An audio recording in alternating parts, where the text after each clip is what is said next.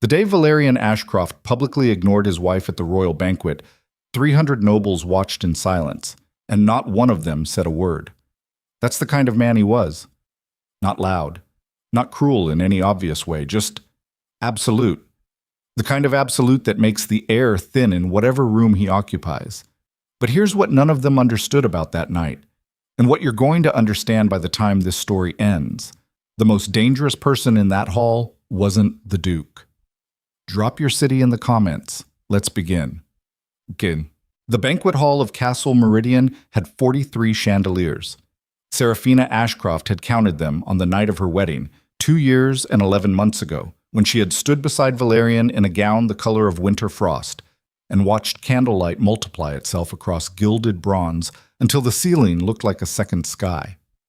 She had counted them because counting was something she did when she needed to stay composed, when she needed to remind herself that the world was made of measurable things, and measurable things could be survived.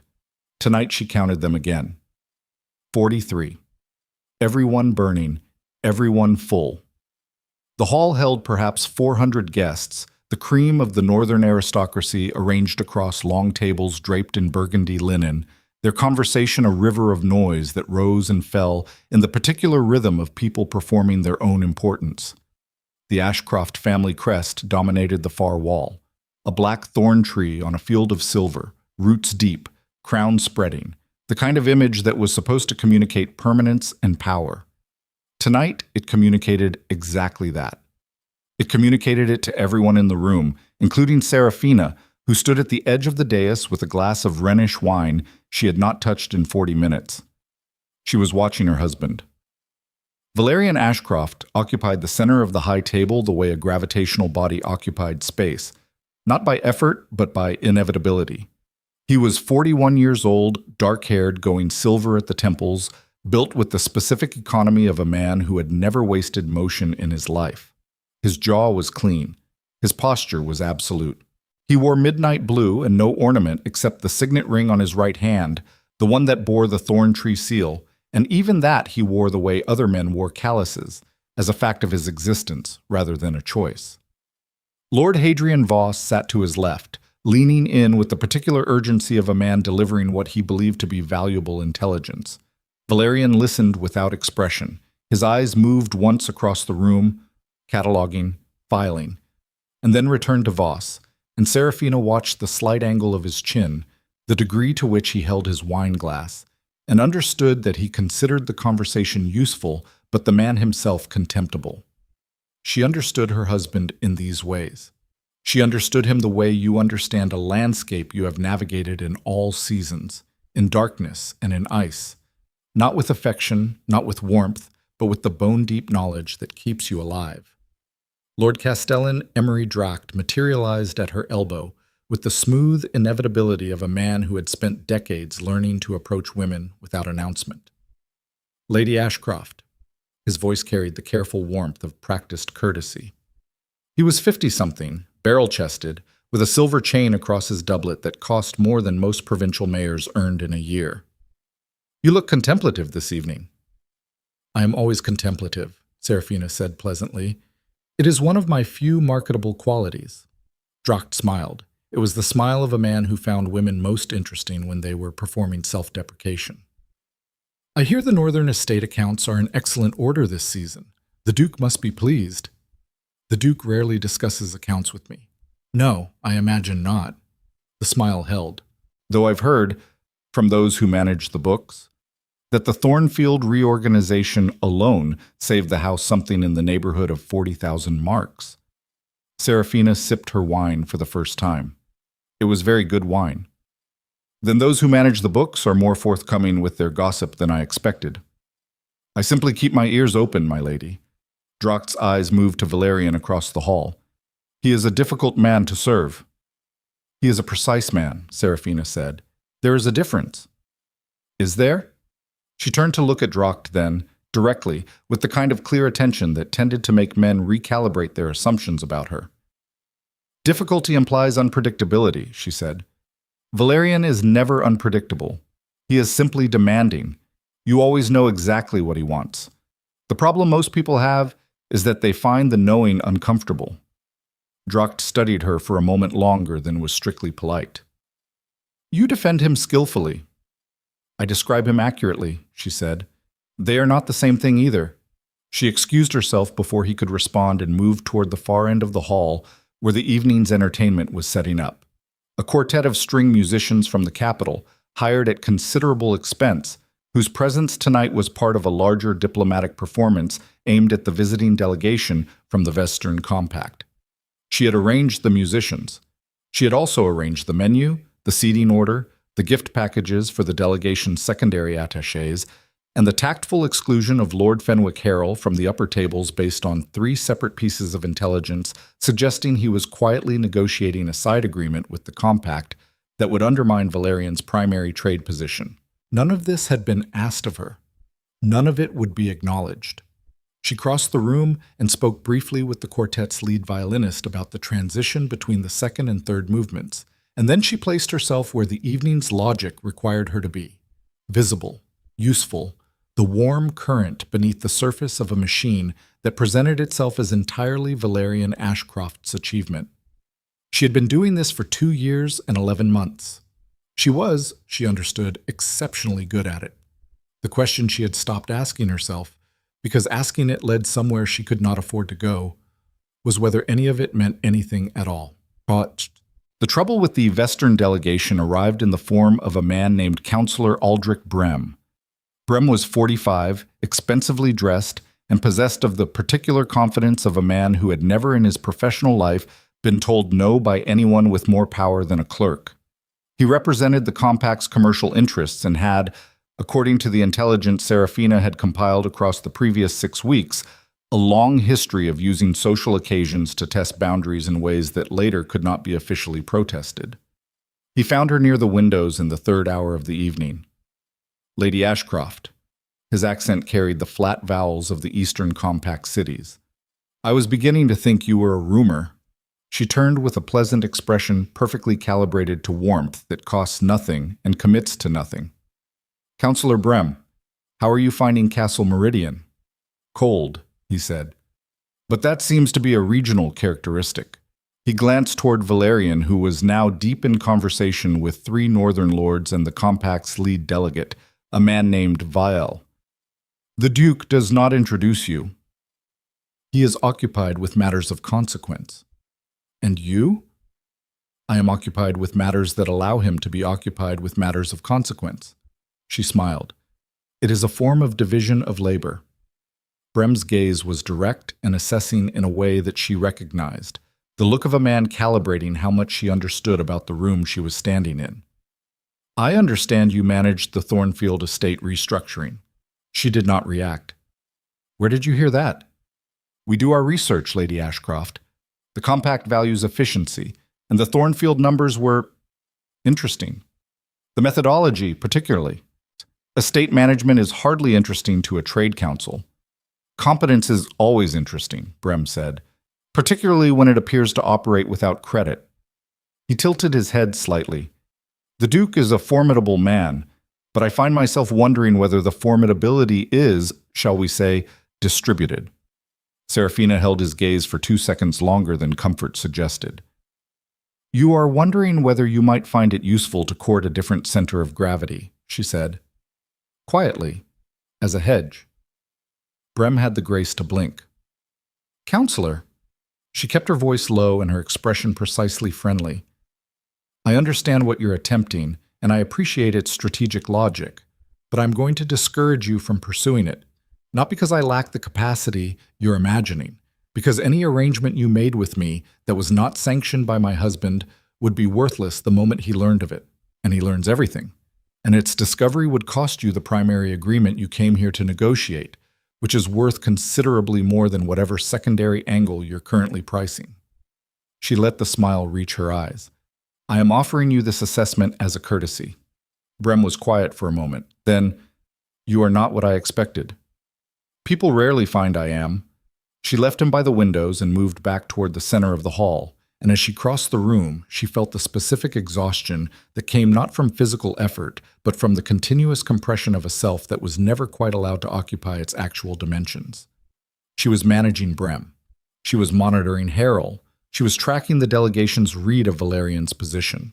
She was doing all of it in a borrowed dress, in a borrowed hall, at a borrowed occasion, and when the evening ended, she would file no report, receive no acknowledgement, and return to a set of rooms in the north wing that were comfortable and appropriate and empty of anything that might be called intimacy. The violin started the second movement. She had told them to hold it until the dessert course. They were 4 minutes early. She made a minor adjustment to her trajectory and reached the musicians in time to pass the lead violinist a folded note that said simply, "Third, not second." He pivoted without missing a beat. She straightened and found, when she turned, that Valyrian was watching her. He was still at the high table. He had not moved. The distance between them was perhaps 30 feet, and across that 30 feet his eyes found hers with the flat precision of a man who notices everything and categorizes it all as either useful or irrelevant. She held his gaze. He looked away first. Back to Vael. Back to the negotiation. She understood that this was not acknowledgement. It was inventory. She returned to her position near the south wall and resumed counting chandeliers. The moment arrived without announcement, the way the worst moments always did. She was near the base of the dais, speaking with Lady Corwin about the drainage project in the Ashfield district. Corwin managed 3 estates in that region, and the flooding issue had cost her nearly 8,000 marks last season. When Lord Vial, the compact's lead delegate, made his approach to the high table, he had spent the evening assessing Valyrian with the careful attention of a man who negotiated for a living. Now he wanted the personal dimension. He was going to ask about the Duchess. Seraphina recognized the move from across the room. She recognized it because she had spent years learning to read rooms the way other people read text, not word by word, but in the wide-view comprehension of someone who understood the grammar beneath the surface. She also recognized that she could not intercept this one without drawing attention to the interception. She watched. Vael reached Valyrian, said something with a smile, inclined his head toward the hall. Toward her, Seraphina understood, in the way men did when they were asking about wives. The gesture was respectful, genuinely so. Vael was not performing. He was curious about the woman who had clearly shaped the evening's logistics with unusual precision. Valyrian's response lasted approximately 4 seconds. She could not hear it. She could read the line of his jaw, the angle of his reply, the way Vael's expression shifted, not dramatically, not into offense, but into the slight recalibration of a man who has been told something that surprised him mildly but was too polite to show. Valyrian did not look at her, not once. He looked at Vial, and he said whatever he said, and then he returned to the strategic discussion as though the parenthesis had closed. Lady Corwin was still talking about drainage. Seraphina was still nodding at appropriate intervals. In the 17 years she had spent understanding how power operated in rooms like this one, she had made herself an expert in the specific vocabulary of dismissal. She knew what it looked like when a man introduced his wife as an afterthought. She knew what it looked like when a wife was referenced as a category rather than a person. She knew what it sounded like, even at a distance of 30 feet, even through a layer of strings and conversation, when someone who should have named you simply did not bother. She set her wine glass down on a passing tray. Her hand was steady. That was the thing she would remember later. Not the humiliation, which was real but not unfamiliar, and not the particular quality of Valyrian's indifference, which was also real and also not unfamiliar, but the absolute steadiness of her hand as she released the glass, as though some deeper part of her, some structural layer that had been calculating and waiting and holding its conclusions in suspension, had finally arrived at a number. Lady Corwin reached a natural pause in her monologue about culverts. "Excuse me," Seraphina said pleasantly. "I need to attend to something." She walked to the north corridor. She walked to the stairs. She walked to her rooms. She did not look at Valyrian as she left. The rooms in the north wing of Castle Meridian were assigned to the Duchess during visiting occasions, and they were comfortable in the way that well-funded indifference could manufacture comfort: good linens, adequate heat, a view of the courtyard that was handsome in daylight. Tonight the courtyard held snow. It had been snowing since mid-afternoon, the soft, persistent kind that did not storm but simply accumulated, converting the stone and iron of the castle grounds into something almost gentle. Seraphina did not light additional candles.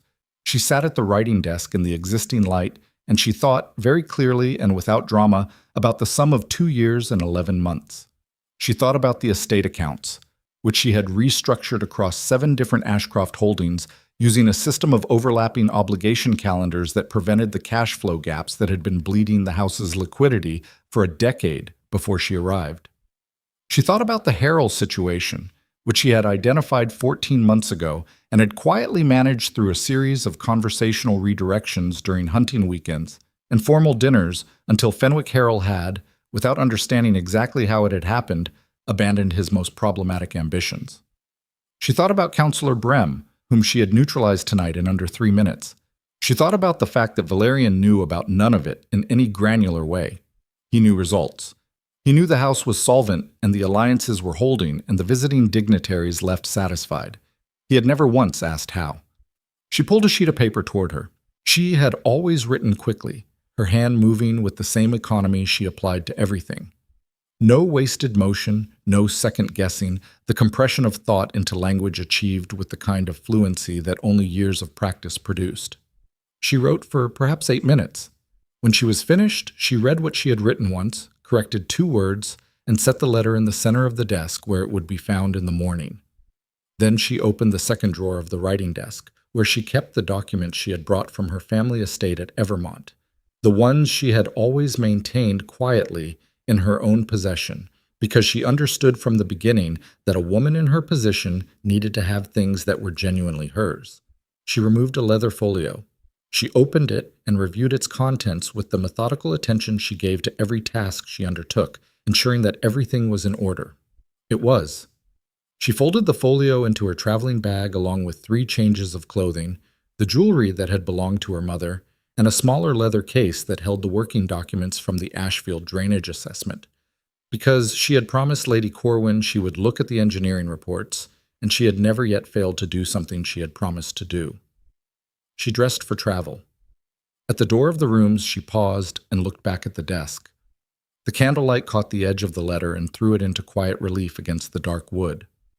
Brief, precise. Everything that needed to be said, and nothing that did not. She turned and walked out. She did not count anything on her way down the back stairs. She did not need to. By the time the snow had buried the courtyard to ankle depth, she was on the road north. The driver she had hired was a man named Orville, who had transported goods across the northern passes for 20 years, and who asked no questions about passengers, their luggage, or the hour of their departure. He was one of 3 men in Castle Meridian's surrounding town who fit this description. She had identified all 3 6 months ago. She had paid Orville in advance 4 weeks ago through an intermediary, without knowing when she would need him. She had known only that the number in her head would eventually arrive at its sum. The carriage was unglamorous, heavy-framed, built for road durability rather than passenger comfort, and the road north was dark and snow-soft and very quiet. Seraphina sat with her bag across her knees and watched the castle lights recede through the rear window until the tree line absorbed them. She felt no grief. Not yet. Perhaps later there would be grief of some kind, for the version of this that might have been, perhaps, for some residual hope she had maintained longer than was rational. But grief required a loss. And what she was leaving behind was not something she had possessed. It was something she had built around a gap and called a life. What she felt, sitting in Orville's carriage on the snow-buried road north, was something much closer to clarity. She opened the Ashfield engineering reports across her knees. She began to read. In the morning, it was Wren who found the letter. Wren was Seraphina's personal attendant, 22, sharp, with the particular attentiveness of a young woman who had grown up poor and understood that her position depended entirely on the quality of her observation. She had been with Seraphina for a year and a half. In that time, she had never once arrived at the Duchess's rooms and found them empty. She stood in the doorway for a long moment, looking at the made bed, the organized desk, the single sheet of paper lying in the exact center of it. Then she crossed the room and read the letter, which was addressed to no one because it did not need to be. Then she sat down in the chair beside the writing desk because her legs had made a decision before her mind caught up. After approximately 3 minutes, she stood again and went to find the house steward. The house steward's name was Aldous Pembridge, and he had served the Ashcroft household for 27 years. And when he read the letter, his face did something Wren had never seen it do in the 18 months she had been present for his daily impassivity. It rearranged itself into something that looked briefly and almost invisibly like alarm. "You will say nothing," he told Wren, in a voice that carried no inflection. "Yes, sir." "To no one, until I have spoken with the Duke." "Yes, sir." "Go to your duties." She went. Pembridge walked in the other direction, toward the wing of the castle where Valyrian Ashcroft kept his private offices, holding the letter in his left hand with the care of a man transporting something he did not want to drop and did not know how to carry. Valyrian was already at his desk. He had been there since the banquet ended at midnight, because he slept poorly after events that required extended social performance, and because the work accumulated regardless of the hour, and because his study at Castle Meridian was one of the few rooms in any of his holdings where the air pressure felt calibrated to what he required. He had cleared 3 correspondence files and drafted 2 responses to the compact's preliminary trade terms before Pembridge knocked. "Enter." Pembridge entered, crossed to the desk, set the letter down. Valyrian looked at the placement, center of his workspace, delivered by his senior steward at 7 in the morning with the careful precision of a man depositing something volatile, and picked it up. He read it. He read it again. The letter was 11 lines long. It was not emotional. It did not accuse. It provided a clear account of Seraphina's departure, its finality, and 3 administrative items she felt he should be aware of: the status of the Herald situation, the preliminary engineering conclusion regarding the Ashfield drainage that she expected Lady Corwin would raise with him, and the location of the household accounts reorganization documentation, which was filed under a system she described in 3 concise sentences. At the end, a single line: "I have been many things in this house. I was not, it seems, a person you found worth knowing." Valyrian set the letter down. He looked at the far wall for approximately 30 seconds, which was longer than he spent looking at anything that was not a map or a contract. "When did she leave?" he said. "We believe sometime after midnight, Your Grace, before dawn." "How?" "A private carriage, we think, prearranged." Pembridge's voice held its professional neutrality with visible effort. "There is no evidence of distress. The departure appears to have been planned." Valyrian picked the letter up again and read the administrative sections. The Herald situation, the Ashfield drainage, the account system. Each item delivered with the same clean specificity that characterized everything in the household that worked. He thought about the 3 conversations he had not had with her about the estate accounts because he had received the numbers and found them satisfactory and had moved on. He thought about the quarterly household meeting he had discontinued 18 months ago because he found the format inefficient. He thought about the particular arrangement of last night's banquet, the seating, the menu, the musicians, and the way Fenwick Harrell had been absent from the tables where his presence would have created difficulties. He had not arranged any of those things. He thought about what Vial had asked him at the high table and what he had said, and the specific truth that he had not looked at his wife when he said it, not because he meant anything particular by the omission, but because he had simply not looked. He set the letter down. He looked at Pembridge. "Pull the Northern trade files," he said. "All of them. Every account document produced in the last 3 years. Get me Harold's correspondence log and the compact's secondary brief from last month. And get me the deed records for the Evermont family holdings. Everything that transferred at the time of the marriage." Pembridge, who had served Valyrian Ashcroft for 27 years, and who understood the particular quality of command that came not from anger but from a colder thing entirely, did not ask why. "Yes, Your Grace." "And Pembridge," the steward turned, "say nothing about the lady's absence until I tell you otherwise." "Yes, Your Grace." Pembridge left. Valyrian sat alone in his study with the letter and the accumulated paperwork of 3 trade files and the very specific silence of a man who had just realized, with the cold precision that characterized every form of his thinking, that the most significant administrative resource in his household had been operating without his knowledge for nearly 3 years, and that he had dismissed her in front of 400 people without a second thought. He was not a man who permitted himself the self-indulgence of guilt. What he permitted himself, instead, was the scrupulous reconstruction of events, item by item, evidence by evidence, until a picture resolved that he could not ignore. He opened the first account file. He began, for the first time, to actually look. It took him 4 hours. 4 hours to work through 3 years of account documentation and cross-reference it against the household decisions he had made and the outcomes that had resulted, and to identify, with the methodical accuracy that was his specific skill, the gap between what he had believed was his management and what had actually been happening. The Thornfield restructuring. He had approved the framework in a 15-minute meeting. The implementation, 40 hours of negotiation with creditors, 3 complete reorganizations of the obligation schedule, 2 lateral moves of capital that had prevented a default he had not even known was imminent, had been accomplished by someone he had never acknowledged in any formal capacity. The Harrell situation. He had noticed Harrell was less aggressive at the autumn assembly and had attributed it to a change in political wind. He pulled Harrell's correspondence now and found, in the margin of a letter dated 8 months ago, a notation in handwriting he recognized as the secretary Seraphina had employed, a notation that referenced a resolved conflict regarding Eastern trade access. He had never been briefed. The conflict had simply ceased to exist. The banquet. He sat back and thought about last night's logistics and realized that he could not identify a single element that had not been shaped by someone he had spent the evening ignoring. He thought about Vale's question. He thought about what he had said. He had told Vale that his wife managed the household, that it was a suitable arrangement, that she had... He was searching for the exact phrasing now, and it came back with the uncomfortable clarity of things you say without thinking. The temperament for domestic matters. He had said it the way men said things they did not mean to be cruel, because they had never bothered to think about them at all. He reached for the Evermont deed records. He had requested them on instinct, because the pattern he was seeing suggested a level of strategic competence that did not appear organically.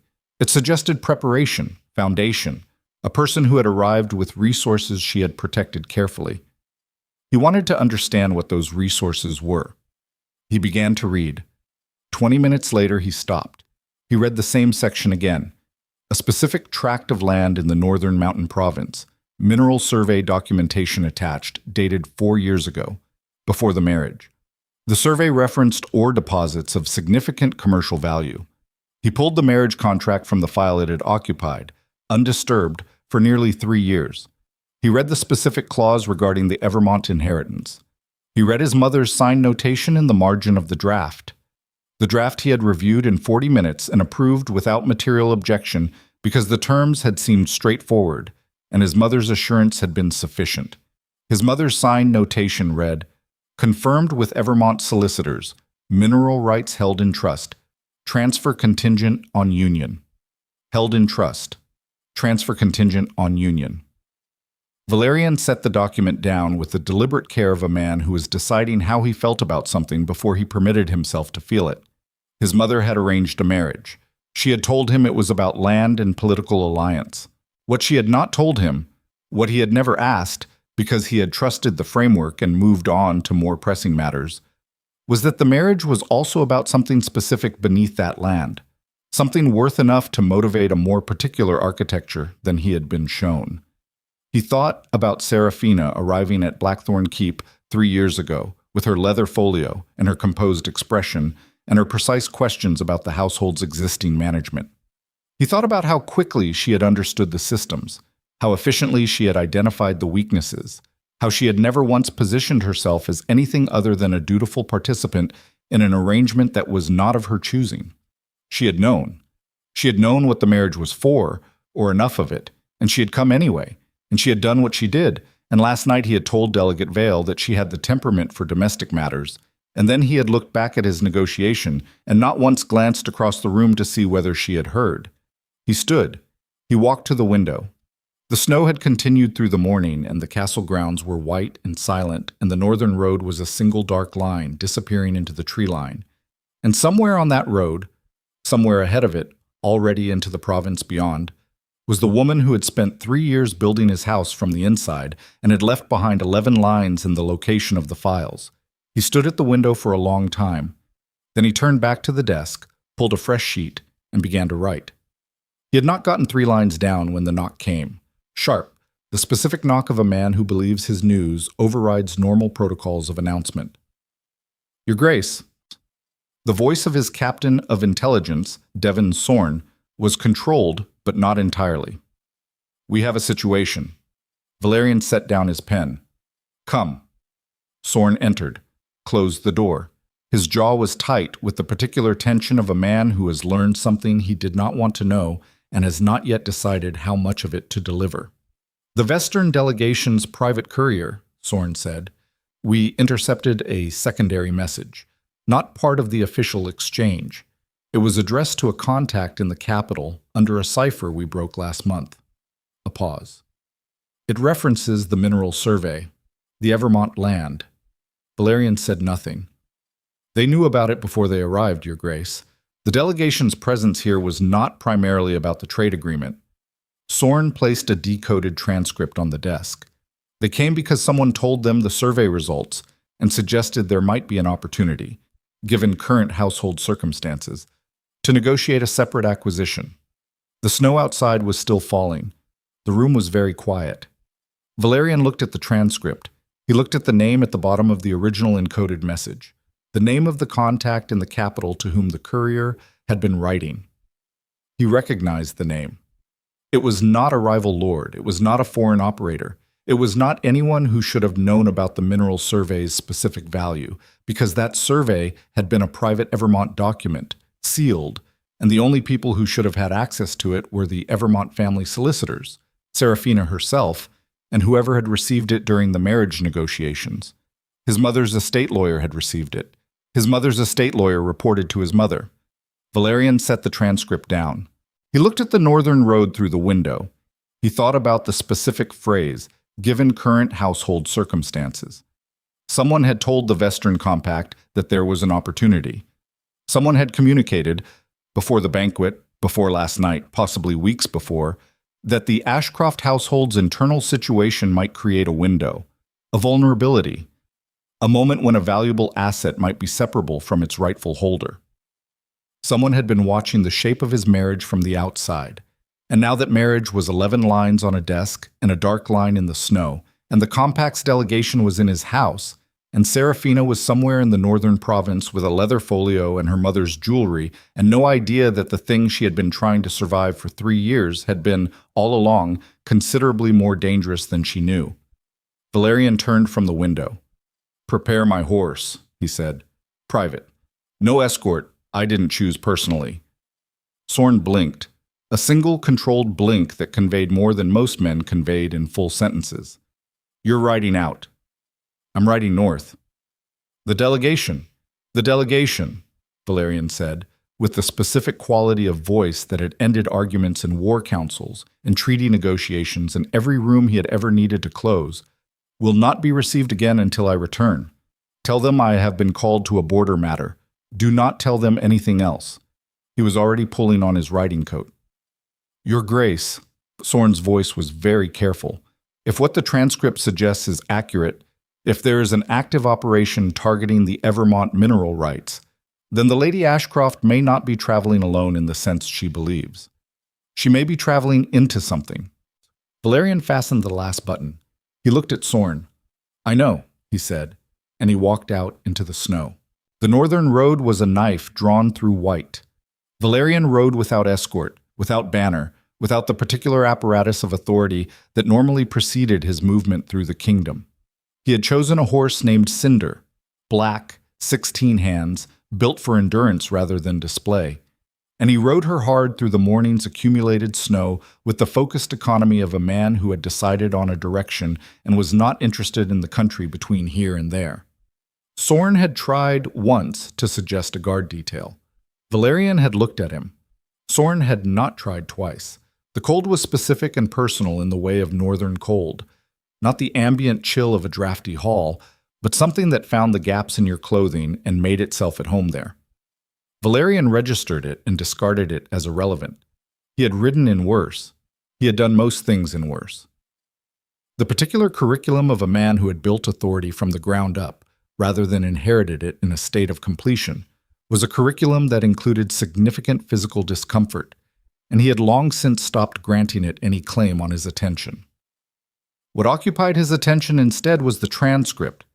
He had memorized it before leaving, not as a deliberate act but as an automatic one, the way his mind consumed documents it considered important, filing them in the specific architecture of recall that he maintained with the same discipline he applied to everything else.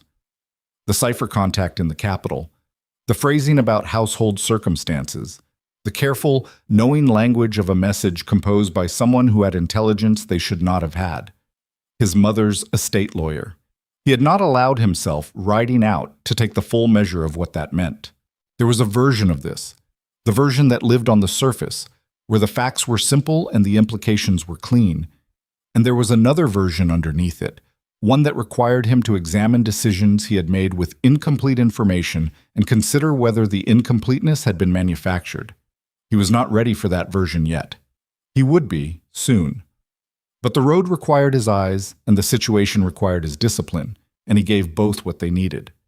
He had calculated that Seraphina's carriage had perhaps a 6-hour lead. Orville, he had confirmed the driver's name with a single question to the stable hand who had been awake past midnight, ran his vehicles at road-safe speed, not urgency speed. Cinder, pushed, could close that gap in 4 hours, maybe 3.5, given the conditions. He pushed Cinder. Met. He found the carriage stopped at the Brennan Crossing, where the northern road forked, left toward the capital district, right toward the mountain passes that led eventually into Raven Hollow province. It was stopped because a tree had come down across the right-hand fork sometime in the night, a massive old pine brought low by ice accumulation on its crown. And Orville was standing beside his lead horse with an expression of professional resignation, assessing the blockage with the pragmatic patience of a man who had encountered all the road's opinions over 20 years and had stopped being surprised by any of them. Seraphina was not in the carriage. Valyrian pulled Cinder up at the fork and scanned the immediate environment with the rapid precision of a man trained to read terrain. She was standing perhaps 40 feet from the carriage, at the edge of the tree line, with the Ashfield engineering report open in her hands. She was reading it, in the snow. With the carriage stopped and the road blocked and the morning still gray around her, she was reading an engineering report about drainage problems in a district she no longer technically served. He sat on Cinder for a moment and looked at her. She had not heard him yet, the snow-muffled hoofbeats, and he had the brief particular experience of observing her without her awareness, which was a thing he had almost never done, and which produced in him something he did not have an efficient name for. She was dressed practically, dark wool, good boots, her dark hair bound back without ornament. She was frowning at the report in the focused way of someone encountering a calculation that did not add up. She turned a page, made a small sound of conclusion that he could not hear but could read in the angle of her head. Then Orville looked up and saw the writer. Seraphina looked up. The distance between them was 40 feet and 3 years and 11 lines on a writing desk, and across all of it her expression completed its shift from absorbed to still, with the speed of someone who had already processed this possibility in advance. She closed the engineering report. She did not run. She did not startle. She simply stood with the particular composure of a woman who had spent a long time practicing for moments that required her to be more contained than the moment deserved. Seraphina. He swung down from Cinder. His voice came out level, which was accurate to his intent, though there was something beneath the level that was not entirely in his control. Valyrian. Her voice was equally level. She was better at it than he was. She had always been better at it. He was only now beginning to understand what that had cost. He crossed the distance. She did not step back. She watched him come with the steady attention of someone who has already decided on their ground and will not be moved from it by anything as minor as physical approach. He stopped 4 feet from her. "You need to come back," he said. Something moved in her expression. Fast, controlled, gone. "No. There is a situation. There has always been a situation." Her voice was even, but not warm. It was the specific temperature of a woman who had burned through several available emotions and arrived at a place that was past them. There will always be a situation. You are a man made of situations, Valyrian. I have managed a significant number of them on your behalf. I am not coming back to manage more. That is not what I'm asking. Then what are you asking? He looked at her directly. He was not a man who looked away from difficult things, and he did not look away now, though what he was looking at was the particular quality of her stillness, and he understood, with the cold precision that was his primary instrument, that he had produced that stillness, that the careful, contained quality she was displaying now had been built, incrementally, over 3 years of being managed rather than known. I'm asking you, he said, to hear something I should have said considerably earlier. If this is an apology, it is not an apology. I don't... He stopped. Started again. I have read the accounts, all of them. The Thornfield restructuring, the Herald correspondence, the banquet's logistics. I have spent 4 hours this morning reading what my household actually runs on. She was watching him. You have been operating, he said, as the functional backbone of everything I believed I controlled. For 3 years. Without acknowledgement, without formal authority, without... He stopped again. The words were accurate, but they were landing poorly, too much in the register of management assessment, not enough of something else. He had spent 30 years becoming a man who spoke in the vocabulary of strategy, and this was a moment that required a different vocabulary, and he was finding the translation slower than he would have liked. I did not know, he said, because I did not ask. I did not ask because I did not think to. I did not think to because I had categorized you as... The word was wrong before it arrived. He did not say it. I had not looked at you, he said finally. I had looked at the results, and I had not looked at the source. Seraphina was quiet for a moment. The snow was coming down softly. Orville was examining his horses with the concentrated attention of a man who was extremely interested in their welfare and not listening to anything else. Valyrian, she said. Her voice had changed. Not warmer, not colder, but lower. Closer to something real than the controlled register she had held since he arrived. I know you are a man who sees clearly when he chooses to look. I have watched you dismantle 3 separate political threats in the time I have been in your household. I understand what you are capable of. A pause. The problem was never your capability. The problem was the category. He said nothing. You looked at me, she said, and you saw an arrangement, a useful one perhaps, but an arrangement. And I let you because that was the framework, and I understood the framework, and I thought... Her jaw tightened, once, briefly. I thought the work would eventually speak, that at some point the evidence of what I was actually doing would produce a conversation, a question, something. The tightness moved through her and settled. Last night you told Delegate Vale I had the temperament for domestic matters. The words sat between them in the snow. I heard you, she said, from 30 feet. I heard you describe me to a man you were trying to impress, and you did not look once in my direction while you said it, and I understood that the conversation I had been waiting for was not coming. It had never been coming. Her voice was steady, and her eyes were clear, and she was telling him the truth, the way people told truths they had prepared for, cleanly, without inflection, because the inflection was the dangerous part. So I left. Valyrian held her gaze. He was a man who operated primarily in the register of control, of situations, of rooms, of the variables between himself and any outcome he intended to reach. He had built his entire life around the discipline of that control. And standing in the snow at the Brennan crossing, 4 feet from his wife, he was in the specific experience of a man whose control has been correctly identified as insufficient and who does not yet know what to put in its place. There is something else, he said. Her expression sharpened. The Western delegation. The secondary message Sorn intercepted this morning. He watched her face. They knew about the Evermont Minerals Survey. They came to Castle Meridian not primarily for the trade agreement, but because someone told them the household circumstances might create an acquisition window.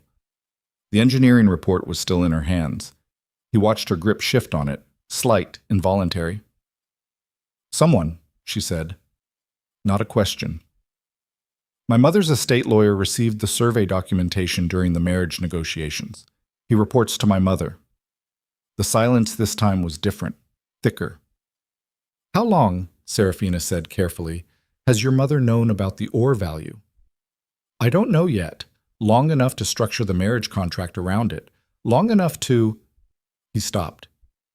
I am still reconstructing the architecture, but what I know is that the Compact's delegation has intelligence about your inheritance that they should not have, and they came here during a period when someone had indicated to them that you might be... The word was ugly. He said it anyway.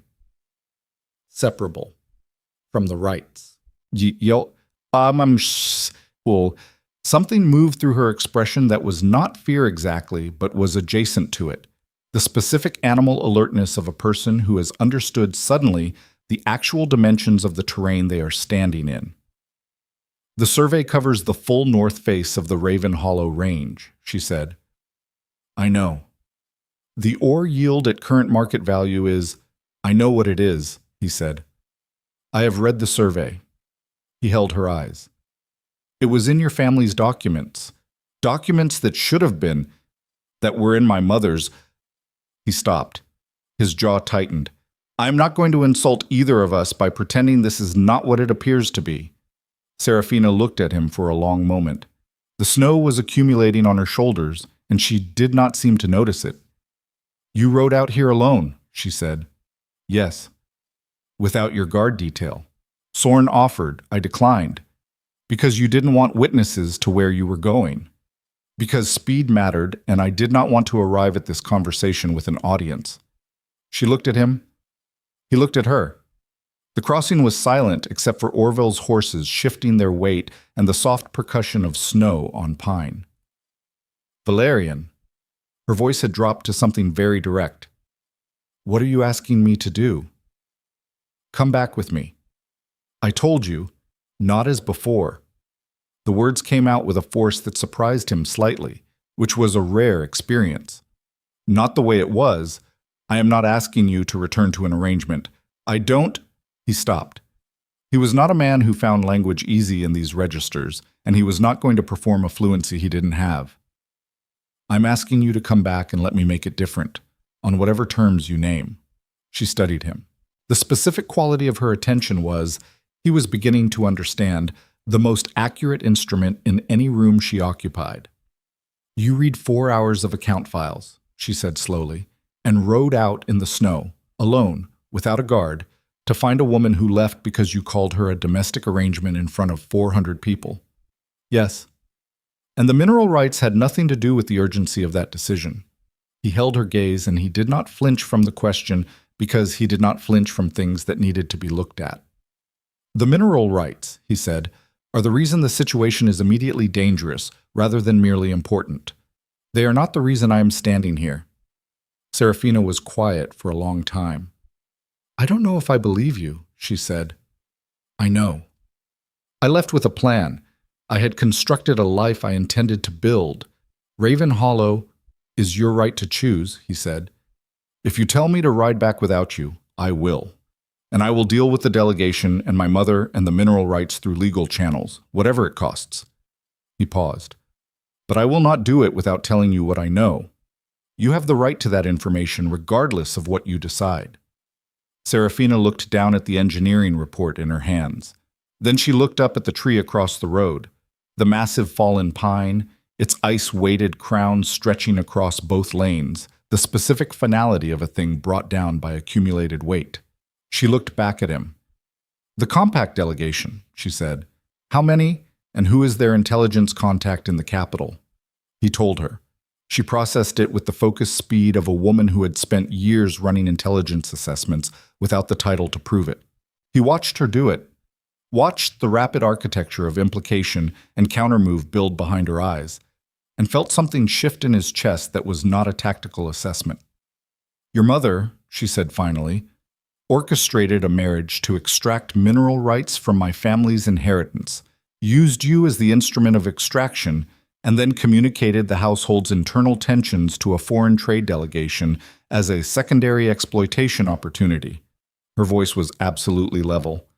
That is not a political mistake. That is a deliberate campaign against both of us. Yes. And you want to go back and face that. I want to go back and end it, he said. Correctly. With the information it deserves. Seraphina was quiet. The snow continued to fall. Orville had found something extremely compelling to study on the underside of the carriage's left rear wheel. "The Raven Hollow plan stays," she said finally. Her voice was not soft, but it was different, carrying something that was not surrender but was not refusal either. "Whatever we do, I am not returning as decoration. I will not manage your household from a shadow position while you receive the credit. If I come back, it is with a formal role, a formal title of authority within that role, and a formal acknowledgement, public, of what I have actually been doing." Valyrian said nothing. "And the mineral rights," she said, "they return to my family's legal possession, fully. Whatever cost that carries for your relationship with your mother or your standing with the compact." He looked at her. He had spent 30 years building an empire on the precise calibration of what he gave up and what he kept. He had never given up anything he did not have to. And standing here in the snow, doing the specific mathematics of this moment, he understood that she was not asking for concessions. She was asking him to look at what he valued and choose. "Agreed," he said. Something moved in her expression, cautious, not joyful, the particular shift of someone who has been promised things before and has learned to read promises carefully. "I need you to understand," she said, "that I will leave again if it becomes what it was." "I know. Without the letter this time." He nodded once. She looked at the fallen pine across the road for a moment. Then she looked at Valyrian, and something in her settled. Not peace, not yet, but the specific quality of a woman who has made a decision from the strongest part of herself rather than the frightened part. "Tell Orville to go home," she said. "I'll ride back with you." Valyrian turned toward the carriage. Behind him, he heard her say, quietly, more to the snow than to him, "The drainage solution for Ashfield, by the way, requires a lateral diversion on the eastern slope. The current report has the grade calculation wrong. I'll need to send Corwin a correction." He stopped. He turned back. She was already tucking the engineering report into her bag with the focused efficiency of a woman who manages multiple problems simultaneously and had never in 3 years stopped doing it even when the problems were not technically hers. He looked at her. She looked up and met his gaze, and for the first time since the crossing, the composed surface of her expression cracked, slightly, into something that was not yet warm but was real, the unguarded flicker of a person deciding whether to trust the ground they are standing on. The moment lasted 2 seconds. Then she shouldered the bag and walked toward Cinder. They were 40 miles from Castle Meridian, with a fallen tree behind them and a conspiracy ahead, and the road home had not yet been cleared. But Seraphina Ashcroft had walked into harder things than 40 miles of northern road. She had been doing it for 3 years. Now, for the first time, she would not be doing it alone. And neither would the man riding beside her know, until they arrived, that his mother was not the only architect of the trap they were riding back into. The letter waiting on Valyrian's desk, the one Pembridge had set aside as secondary correspondence, unopened, while the morning's crisis consumed everything else, bore a seal that Seraphina would have recognized on sight, her family's solicitor. And the message inside it would change everything either of them thought they understood about who had known what, and when, and why she had left, not merely because of a dinner, but because she had received 2 days before the banquet a warning she had not told anyone about, not even the man she had just agreed to ride home with. They rode back through snow that had stopped falling and started hardening, the kind of cold that turns soft accumulation into something with edges. Valyrian set the pace. Seraphina rode beside him rather than behind, which was not something he had arranged, but which she had arranged by the simple act of moving her horse abreast of his and staying there. He had noticed. He had said nothing. The noticing and the silence were, between them, already a different grammar than the one they had been using for 3 years. 40 miles is a long time to be quiet with someone. It is also a long time to think. Valyrian thought about his mother with the specific quality of attention he reserved for problems he did not yet have enough information to solve, holding the shape of what he knew, mapping its edges, not pressing on the center until he had the full perimeter. Duchess Maren Ashcroft was 71 years old, and had spent 50 of those years as the most politically sophisticated woman in the Northern Dominion. She had managed his father, then managed the transition of power after his father's death, then managed the early years of Valyrian's rule with the careful positioning of a woman who understood that her continued influence required her son's success to remain partial rather than complete. He had known this about her in the abstract. He had chosen not to examine it in the particular. That was on him. What he could not yet determine was the full scope of what she had constructed. The marriage contract clause was clear. The communication with the compact was suggested by Sorn's transcript, but not yet proven. The question he was holding very carefully at the perimeter of his thinking was how long she had been working this architecture and how many other structures inside his house were load-bearing in ways he had not understood. Beside him, Seraphina was also thinking. He could tell by the angle of her head, a slight forward inclination, eyes focused at the middle distance rather than the road immediately ahead, the particular physical posture of a mind processing rather than observing. He had seen it once, at a quarterly estate meeting 14 months ago, and had filed it as a characteristic without attaching any significance to what it meant about what was happening inside it. He was attaching significance now. 20 miles out from Castle Meridian, she said, "The warning came from my family's solicitor." He looked at her. 2 days before the banquet, she said, "A sealed letter through a private courier. Dorian Marsh. He has managed the Evermont family accounts for 30 years. He wrote to tell me that he had been approached 6 weeks prior by someone representing a foreign commercial interest. They wanted access to the mineral survey documentation he held on behalf of my family's estate." Her voice was even, informational, the voice she used when she was delivering intelligence. He refused, but the approach told him something was moving, and he wrote to warn me. Valyrian processed this. 2 days before the banquet. "Yes, you knew something was in motion. I knew something was in motion, and I did not know who was driving it or how deep it went." A pause. "I suspected your mother.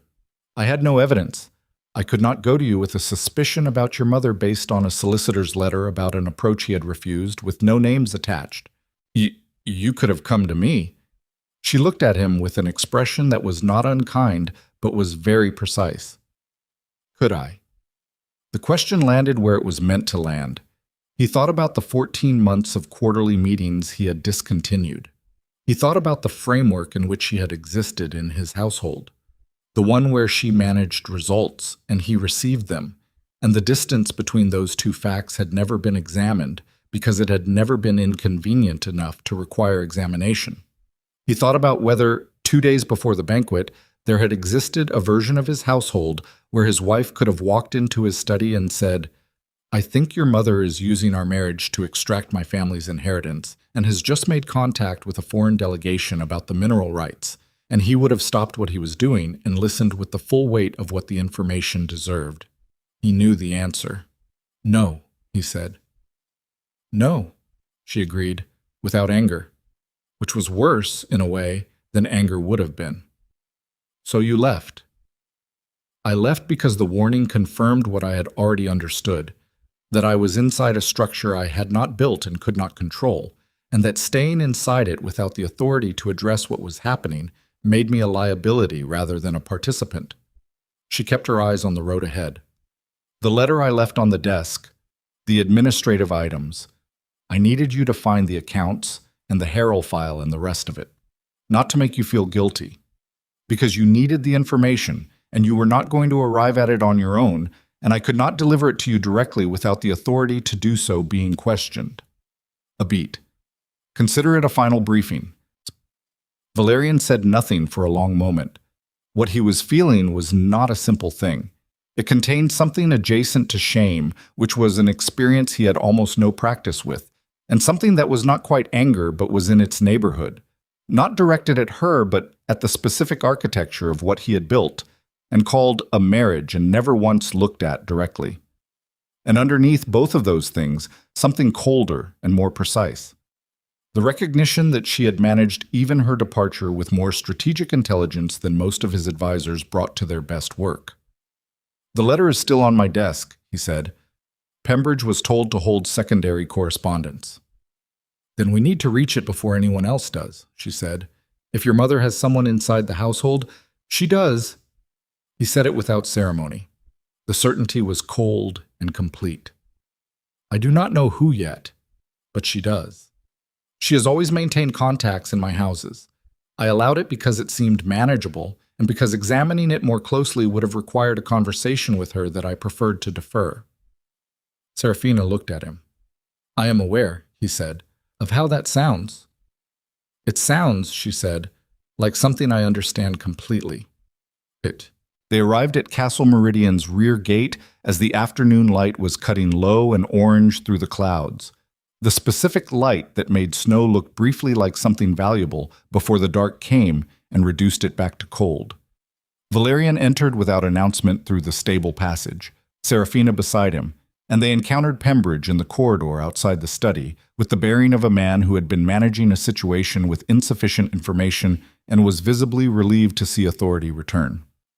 Your Grace, Pembridge's eyes moved to Seraphina with something that was not surprise so much as careful hope. The secondary correspondence, Valyrian said. Where is it? On the tray inside the study, sir. Unopened, as you... Pembridge stopped. Something shifted in his expression. As you instructed. I should note that Lady Duchess Marin arrived approximately 90 minutes ago. She is currently in the East receiving room. She requested access to the study while you were away, citing a document retrieval. I told her I did not have authority to grant access in your absence. Valyrian looked at Pembridge for exactly 1 second. Well done, he said. Who is with her? Her personal secretary and Lord Davin Ashcroft. Davin.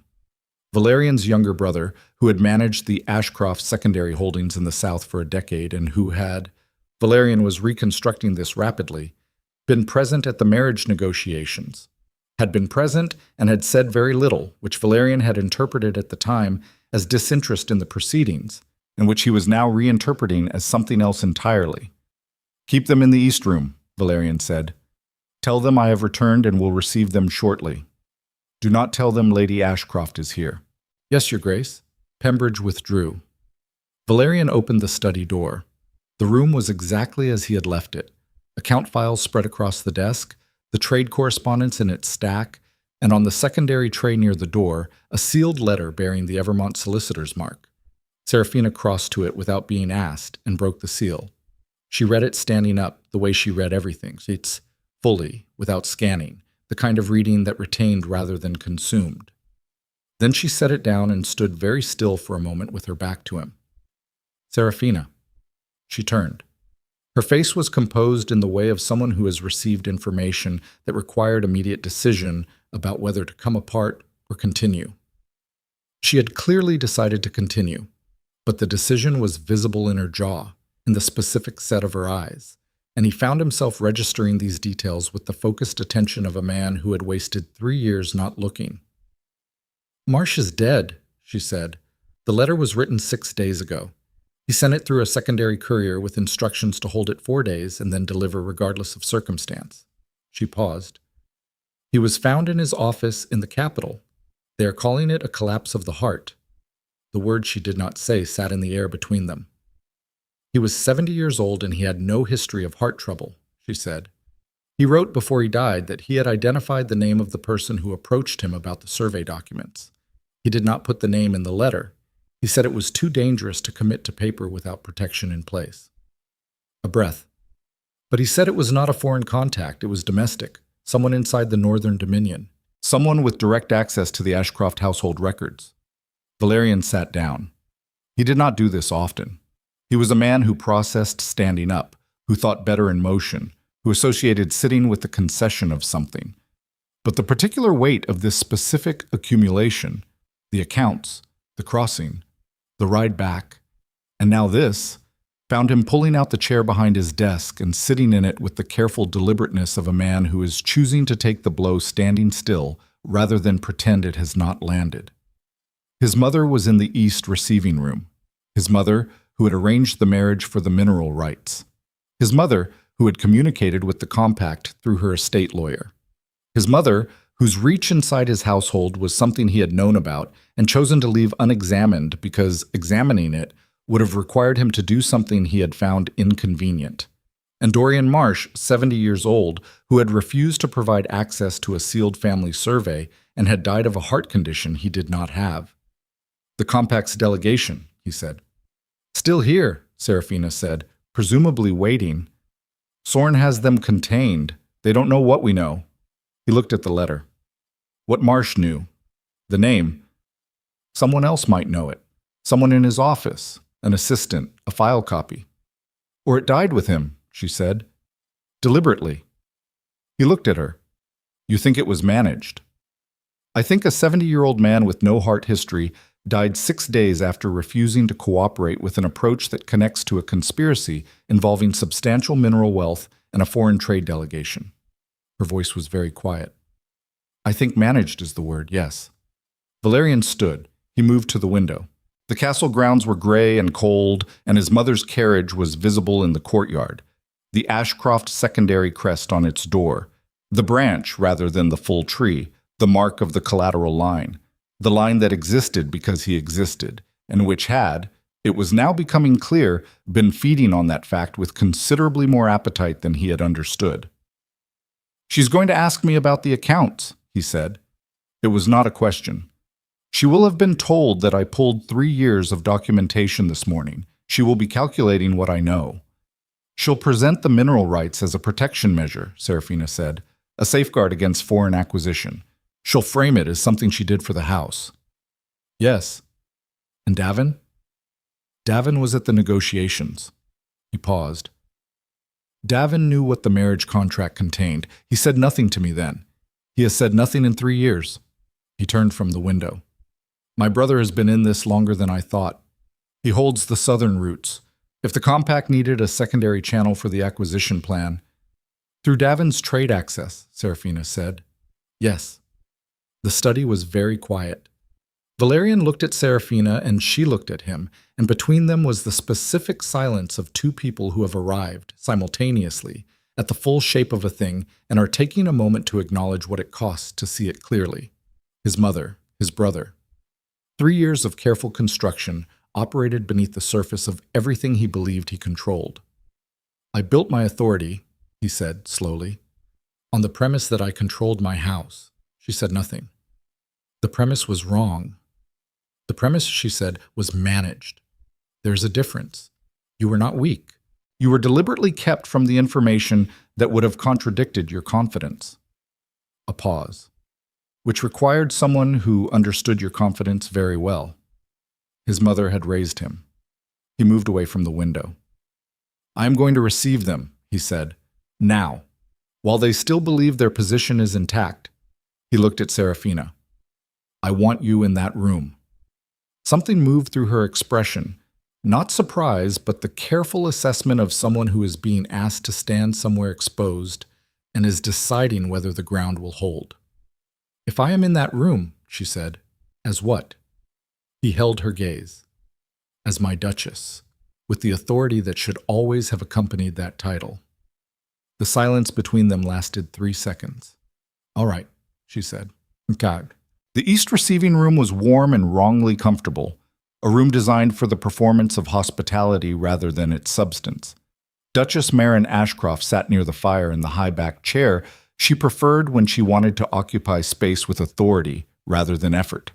She was 71 and still handsome in the specific way of women who had always understood their appearance as an instrument, maintained, deployed, never wasted. Her silver hair was dressed impeccably. Her expression, when Valyrian entered, arranged itself into the particular warmth she reserved for him, the version that had always contained just enough genuine affection to make the performance convincing. Then she saw Seraphina. The arrangement of her expression did not break. It recalibrated. A fraction of a second, invisible to anyone who had not spent 30 years learning to read her, and resettled into something that was still warm but was now also measuring. Davin stood near the window. He was 53, gray-bearded, built narrower than Valyrian, with the kind of face that tended to read as affable, and was, Valyrian now understood, a cultivated reading. He had always taken his brother's affability at face value. He was filing this failure along with the others, efficiently, without self-indulgence, because there was no time for self-indulgence. Valyrian. His mother's voice was rich with the ease of a woman arriving at a conversation she had controlled in advance. We heard you had ridden out. I was worried. You needn't have been. He took the chair across from her without ceremony. Seraphina did not sit. She positioned herself at his right, standing, which placed her in the room's precise center, visible to everyone, subordinate to no one. I assume you know why I've called you in? Marin looked at him with the patient expression of a woman who has played long games and is comfortable with the opening moves. You've been reviewing the estate accounts. Pembridge mentioned something of the sort. Pembridge mentioned I requested files. He would not have specified which ones. A slight adjustment. You've seemed preoccupied since the banquet. I came to see if there was something I could assist with. There is, Valyrian said. You can tell me about the Evermont Mineral Survey. The fire snapped. Marin's expression held for 2 seconds with the specific discipline of a woman who has maintained composure in rooms more dangerous than this one. Then it shifted into something he had seen very rarely, something that was not quite vulnerability, but was the controlled performance of it, the version she deployed when she wanted him to understand her as protective rather than calculating. Valyrian, she said, I did what was necessary for this house. Tell me what you did. The Evermont connection was an opportunity. The lands were significant, yes, but the mineral survey... She paused. I had the survey evaluated 3 years before your marriage. The yield projections were considerable, the kind of considerable that stabilizes a house for 2 generations. She straightened slightly. The marriage gave us the legal access to protect those rights before a foreign interest could identify them. Protect them, he said. Into whose name? Marin looked at him. The house's name, Valyrian. Your name. Not hers. The fire again. Davin had not moved from the window. She is the Duchess, Marin said carefully. Her interests, Seraphina said, were never consulted. Marin looked at her. It was the first time she had looked at Seraphina directly since they entered, and the look had the specific quality of a woman reassessing the weight of something she had been carrying as negligible. Lady Ashcroft, she said. The survey was my family's documentation, Seraphina said. Her voice was very quiet and very clear. Sealed, private, in my solicitor's custody. Your access to it required my solicitor's cooperation, which he did not give willingly. And Dorian Marsh is dead. The room went very still. Marin's expression did not break. But something beneath it did, a hairline fracture, invisible to anyone not looking for it, in the architecture of the confidence she had carried into this room. Dorian Marsh suffered a... Do not, Valyrian said. His mother looked at him. He had never spoken to her in exactly that voice before. It was not loud.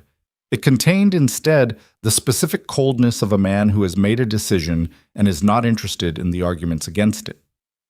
You built something in my house, he said, using my name, my authority, and a woman you treated as a legal instrument.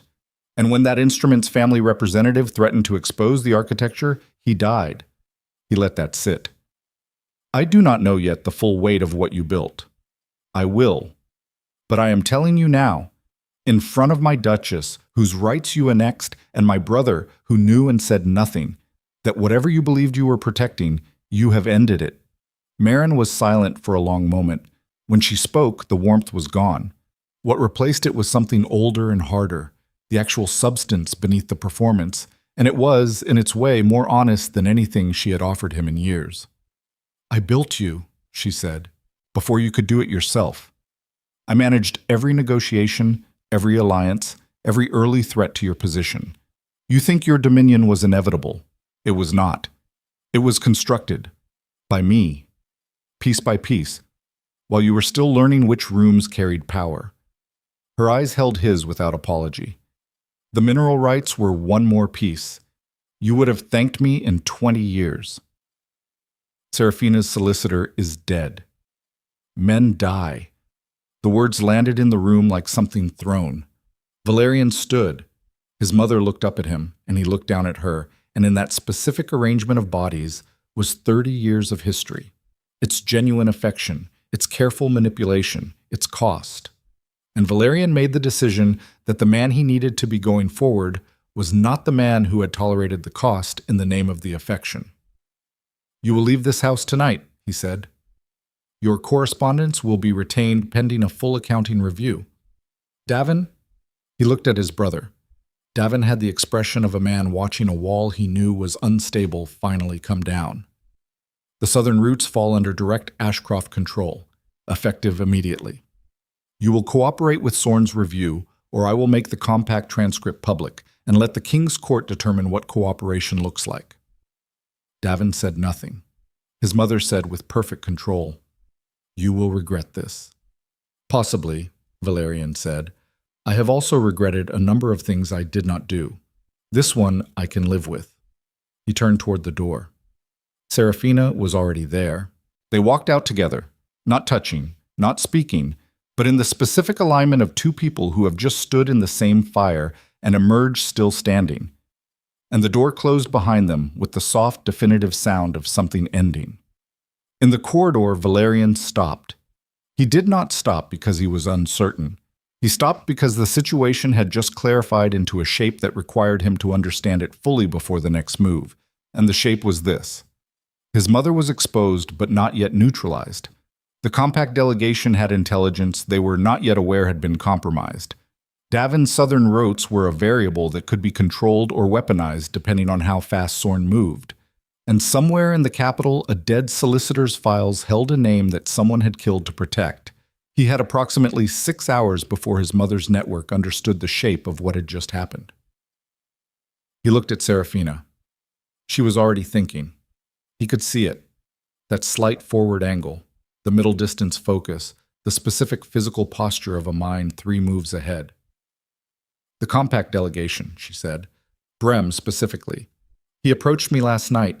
He was testing to see if there was a secondary negotiation available, which means he already knew the primary deal was a front. He knows more than the trade agreement covers. He is here for the survey." "Agreed. If we move on your mother before we move on Brem, Brem will know within hours, and whatever channel he has to the capital will be used to protect his position." She looked at him. "We need Brem's access to the capital contact first, before your mother's people can warn anyone." Valyrian nodded. "I can get it," she said. He looked at her. "He approached me," she said. "He thinks I am a secondary asset, an underutilized resource inside a failing household arrangement. He will receive me tonight if I request a private meeting, because he will believe he is being handed the opportunity he came here to find." Her voice was level. "Let me sit across from him. Give me an hour." Valyrian held her gaze for a long moment. He thought about the specific nature of what she was proposing. Walking into a room with a man who was connected to the network that had almost certainly arranged a solicitor's death, armed with nothing except the intelligence she had spent 3 years developing in a house that had never once given her the authority she had earned. He thought about all the things he should have understood sooner about what she was capable of. "1 hour," he said. "Sorn's people on the exits. No contact that isn't visible." Agreed. She turned toward the delegation's wing. He watched her walk, with the focused, unhurried certainty of a woman who had been navigating dangerous rooms for 3 years and had never had anyone watching her back. Tonight she did. It would not be enough, he realized, if the capital contact Marsh had died to protect was still ahead of them. If that name was in play, still protected, still connected to something moving, then everything they had just done, the confrontation, the expulsion, the hour with Brem, was visible, was known, was already being responded to by someone they had not yet identified. He reached for Sorn. Sorn was already in the corridor. His expression carried the specific quality of a man holding news he wished he did not have. "Tell me," Valyrian said. "The capital contact in Marsh's case," Sorn said. "We have a name." Valyrian went still. "It was not your mother's estate lawyer who initiated the approach to Marsh," Sorn said. "The lawyer was a conduit. The origin point—" He paused in the way of a man whose professionalism was being tested by what he was about to say. "The origin point is the Royal Commissioner of Northern Trade, Your Grace." The commissioner reported directly to the Crown, which meant this was not a family conspiracy operating in the shadow of Valyrian's house. It was a Crown-adjacent operation, sanctioned or unsanctioned he did not yet know, using his mother and his brother and the Compact's delegation and a dead solicitor as instruments of a design that ran considerably deeper and wider than anyone in this corridor had been prepared for. And Seraphina was walking toward Brem's rooms with 1 hour and no awareness that the ground beneath them had just shifted into something none of their plans had accounted for. Valyrian moved before Sorn finished the sentence. Not toward Brem's wing, toward it and then past it, recalculating mid-stride with the cold speed of a man who has spent 30 years making decisions in rooms where hesitation is a form of surrender. The Royal Commissioner of Northern Trade. Crown adjacent. The phrase kept its shape in his mind like a blade kept its edge, not by being ignored but by being respected for exactly what it was. He had faced lords who wanted his lands, rivals who wanted his position, men who wanted him diminished or dead or merely inconvenient. He had faced all of those things and had navigated them with the specific instrument of his intelligence, which was very good, and his ruthlessness, which was better. He had never faced the crown's reach operating through his own blood. That was new. And new things required a different quality of thinking than the one he used for known problems. New things required him to discard the playbook and operate on something older and less comfortable. Instinct sharpened by experience, the kind that did not calculate so much as read the room at a frequency below conscious processing and decide accordingly. His instinct said, get to Seraphina before Brem does. He was 40 feet from the delegation wing when the door opened. Seraphina stepped out. She was not running, she did not run. But she was moving with the compressed urgency of someone who has spent a contained amount of time inside a contained space and has extracted what she needed and is now deploying the result. Her eyes found him in the corridor and something passed between them. Fast, wordless. The specific communication of two people who have just independently arrived at the same conclusion from different directions. Brem talked, she said. How much? Enough. She fell into step beside him without breaking pace. The capital contact is not operating independently. He has crown authorization. Not the king. The king doesn't know. The commissioner has been running a separate acquisition program under the Trade Ministry's infrastructure for 8 years. The Evermont survey is one of 6 mineral operations he has targeted in the Northern Dominion alone. She was watching the corridor ahead, voice low and precise. Brem's delegation was the clean mechanism. Buy the rights through a legitimate commercial channel, while the internal household pressure made the Duchess willing to negotiate separately. Your mother was not the architect, Valyrian. She was recruited. 3 years ago, shortly before our marriage. He processed this without breaking stride. She knew she was being recruited. She knew she was being offered a partnership. She did not know, or chose not to examine, what the commissioner intended to do with the mineral yield once control was established. A beat. Or she did know, and made her calculation. How did Brem know we were moving? Seraphina was quiet for 2 steps. He didn't, not entirely, but he has been watching the household's behavior since he arrived, and when I walked into that room he understood that the access window he had been promised was closing. She looked at Valyrian. He tried to negotiate with me directly. And I let him. She reached into the inner fold of her coat and produced a folded document, not large, closely written, bearing a seal he recognized as the Compact's commercial division. He gave me a written offer, names, figures, the commissioner's office as the guarantor. She held it out. He thought he was buying a distressed asset. He gave me his entire position in order to close the deal before his leverage disappeared. Valyrian took the document. He read it in 6 seconds, which was how long it took him to understand that what Seraphina had walked into Brem's room and extracted in under an hour was the most significant piece of evidentiary documentation he had encountered in 30 years of political operation. Names. The commissioner's authorization code, which was traceable. A specific mineral acquisition framework that connected 6 northern operations to a crown-adjacent trade ministry program that the king himself had never approved. He looked at her. She met his gaze with the level clarity of a woman who has been doing this for years in a house that pretended she wasn't.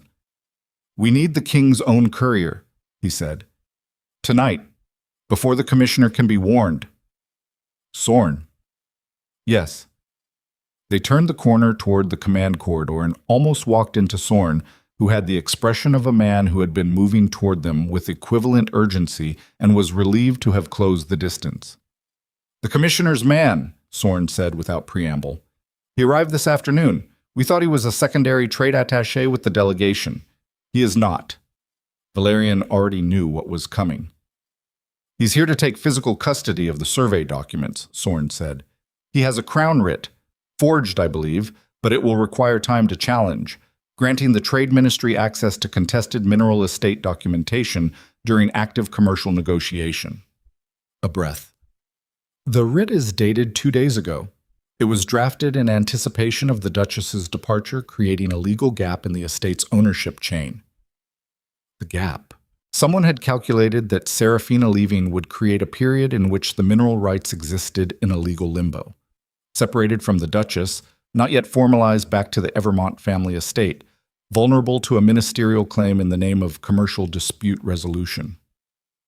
They had planned for her leaving, which meant someone had known she would leave, or had arranged conditions that made her leaving inevitable, and had prepared the legal instrument to exploit the gap before she could legally reestablish her position.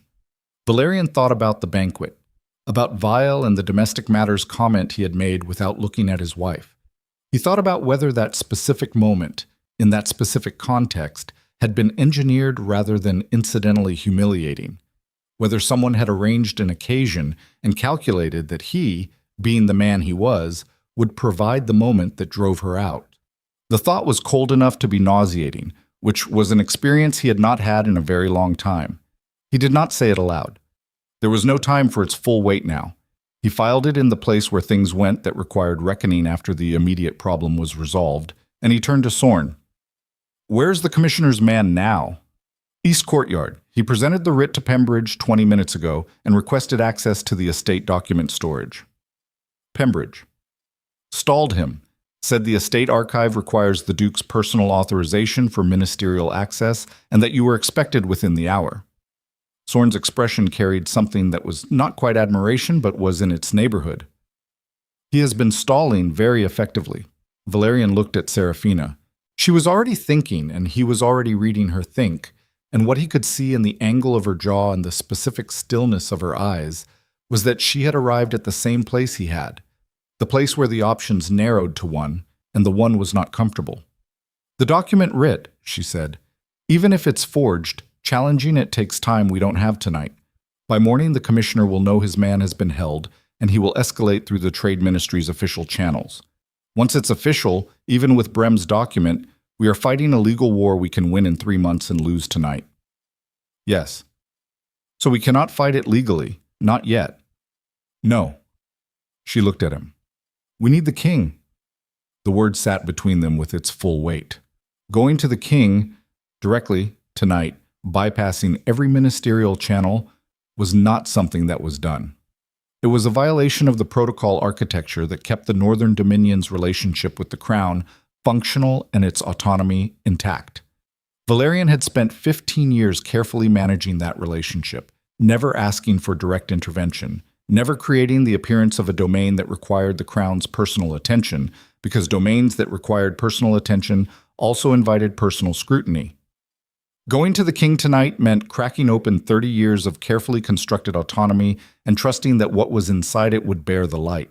It meant trusting a man he had never fully trusted in exchange for protection against a man he had never known was dangerous. It was, in the vocabulary of everything he had built, an act of extreme vulnerability. He understood, standing in the corridor with the cold coming through the stones, and his wife looking at him with the clear eyes of a woman who was not going to tell him what to decide, that this was the precise fulcrum, not the mineral rights, not the commissioner's writ, not even Brem's document or his mother's rooms or his brother's silence. The fulcrum was this: whether the man who had built 30 years of authority on the premise of self-sufficiency was capable, when the wall came down, of asking for help. He had told Seraphina at the Brennan Crossing that he could live with what the decision would cost. This was what it cost. "Sorn," he said, "get me the king's personal courier, the one who runs direct from the northern post, not the ministry route, the one I have never used." Sorn did not blink. "He'll be here in 40 minutes. 30. "Yes, your grace." Sorn went. Valyrian turned to Seraphina. "The commissioner's man. He cannot leave this castle tonight with or without the writ." "Agreed." "I need you to go back to Pembridge. Keep the stall moving. Tell the man there is a procedural issue with the authorization seal. Invent a specific one, something technical enough to require overnight consultation with the castle's legal officer. The legal officer is in the capital, she said. I know, use that. Make it a logistical problem rather than a refusal. We want him frustrated, not alarmed. She was already turning. And your mother?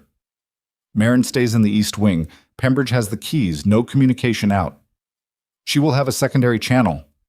She will, he agreed. Find it. Tonight. She looked at him for exactly 2 seconds. The specific look of a woman recalibrating the terms of a situation in real time and finding that the recalibration required more than she had prepared for. Then she nodded, once, with the particular decisiveness of someone who has decided the terms are acceptable, and moved. He watched her go. Then he went to find his mother. Bam! Merrin Ashcroft was not in the chair by the fire. She was at the East Wing's writing desk, which should not have been accessible to her because Pembridge had locked the correspondence drawers, but which was open because Merrin had kept a key to every writing desk in every Ashcroft property for 40 years and had never once surrendered the habit. She was writing when Valyrian entered, and she did not stop immediately. She completed the line, which was either composure or contempt or both, and then she set down the pen and turned. I assumed you would come back, she said. Who are you writing to? No one you don't already suspect. He crossed to the desk and took the letter. She did not stop him. The letter was addressed to a name he did not recognize, not the commissioner, not Davin, not anyone in the visible architecture of what Sorn had described. A merchant's name, a capital address. He looked at his mother. A relay, he said. The commissioner will want to know the situation has changed, she said. He will need time to adjust. You're warning him. I am managing consequences. She held his gaze with the specific steadiness of a woman who has decided, somewhere in the last hour, that the performance of innocence is no longer available to her and has transitioned to the performance of justification. This is what I do, Valyrian. It is what I have always done. You have simply chosen, tonight, to examine it. A man is dead. She was quiet. Dorian Marsh, he said, 70 years old, refused to cooperate, dead. I did not order. Did you know? The fire moved. The room was very still. I suspected, she said finally. Afterward. He looked at her for a long moment. This woman who had raised him, who had genuinely loved him in her way, who had also used him as the instrument of a design she had built with the same unflinching pragmatism she applied to everything, including affection. He thought about what it meant to know someone for 40 years and understand only tonight that the thing you had called love had always been layered over something that was not love, not hate, not even indifference. Something more precise than any of those. The calculation of what love cost and what it bought, maintained at exactly the temperature that kept it useful. He had been doing that, he realized, with Seraphina. A different version, less deliberate but structurally identical. Maintaining the temperature, not examining the cost. He had learned it somewhere. You will give me the commissioner's direct contact, he said. Everything you have. Every name, every route, every communication from the last 3 years. You will do this tonight, and you will do it completely. Merrin looked at him. And if I don't? Then what I send to the king tonight is incomplete, and when the commissioner falls, and he will fall, the investigation will move outward from him and everything it finds, it will find with your name attached. He held her gaze. Give me what I need, and I can contain what the investigation reaches. Refuse me, and I cannot protect you from what it finds. She was quiet for a long time. The fire was burning down. Neither of them moved to add wood. The commissioner has 12 operations, she said finally. Her voice had changed, not broken, but stripped of its warmth and its performance and its careful management, down to the actual material beneath, which was old and tired and, underneath everything, frightened. Not 6, 12, 4 of them are not mineral. 2 involve road commission fraud. 1 involves falsified census data for the Eastern Agricultural Subsidy. A pause. I know the primary courier route. I know the relay names. She looked at her hands. I know enough. Write it down, he said. Everything. She pulled a fresh sheet toward her. He stood and watched her write, And he did not feel triumph, and he did not feel grief. He felt the specific weight of a man who has looked at something clearly for the first time and is deciding, in real time, what kind of person he intends to be on the other side of the looking. Maitit. The king's courier arrived in 28 minutes. Valyrian met him in the north stable, away from the courtyard where the commissioner's man had been moved. Still stalled, now inside a procedural review that Seraphina had constructed with such technical specificity that the man had spent 40 minutes attempting to disprove details that did not exist. She had joined Valyrian in the stable as the courier dismounted, and the three of them stood in the cold dark with hay dust and horse breath, and the documents arranged in order of their importance. Valyrian had spent 30 years never sending anything directly to the king. He wrote the covering letter in 7 minutes, by lantern light, with Seraphina reading over his shoulder and making 2 corrections that were substantively significant and that he incorporated without discussion because they were right. He sealed it with his personal mark, not the Ashcroft House seal, but the secondary mark he maintained for private communications, the one that would tell the king's private secretary that this was not an official dispatch, but a personal communication from a duke who had never sent one before. That fact alone would ensure it was read tonight. The courier left at a full gallop. Valyrian stood at the stable door and watched him go. "The commissioner will know by morning," he said. "Yes," Seraphina said. "He will move to protect his position before the king's response reaches us. He has people in the northern judiciary. He'll try to legitimize the writ through a fast-track ministerial claim, which Brem's document prevents. Which Brem's document complicates," she corrected. "The commissioner has resources we haven't mapped yet. We don't know how many names on your mother's list are accurate and how many are outdated or deliberately partial." He looked at her. "Your mother," she said carefully, "has been managing consequences for 40 years. She gave you information tonight. That does not mean she gave you all of it." He knew. He had known while standing in the East Wing watching Marin write, had felt the specific sensation of receiving something real that was also, inevitably, shaped by the hand of someone who had never fully surrendered a card she could hold. "There is one more name," he said. "She kept something." "I think so." "I think so too." He turned back toward the castle. "Which means tomorrow morning, when the commissioner moves, he will move through a channel we don't know about, using a resource my mother still controls, and whatever we built tonight will have a gap in it." "Yes." The word was simple, no softening, no attempt to make it easier. He appreciated this, the absence of the management she might once have applied to protect him from a difficult conclusion, the willingness to simply confirm the shape of the problem and trust him to handle it. He had wasted 3 years of that willingness. "We have until dawn," he said. 6 hours. 5, she said. "The commissioner's man will find a way to send a message before midnight. Someone in the kitchen, or the stable, or the east corridor who does not know what they are carrying, but will carry it." She looked at him. "This castle has been your mother's second house for 40 years, Valyrian. Every route she knows, she built."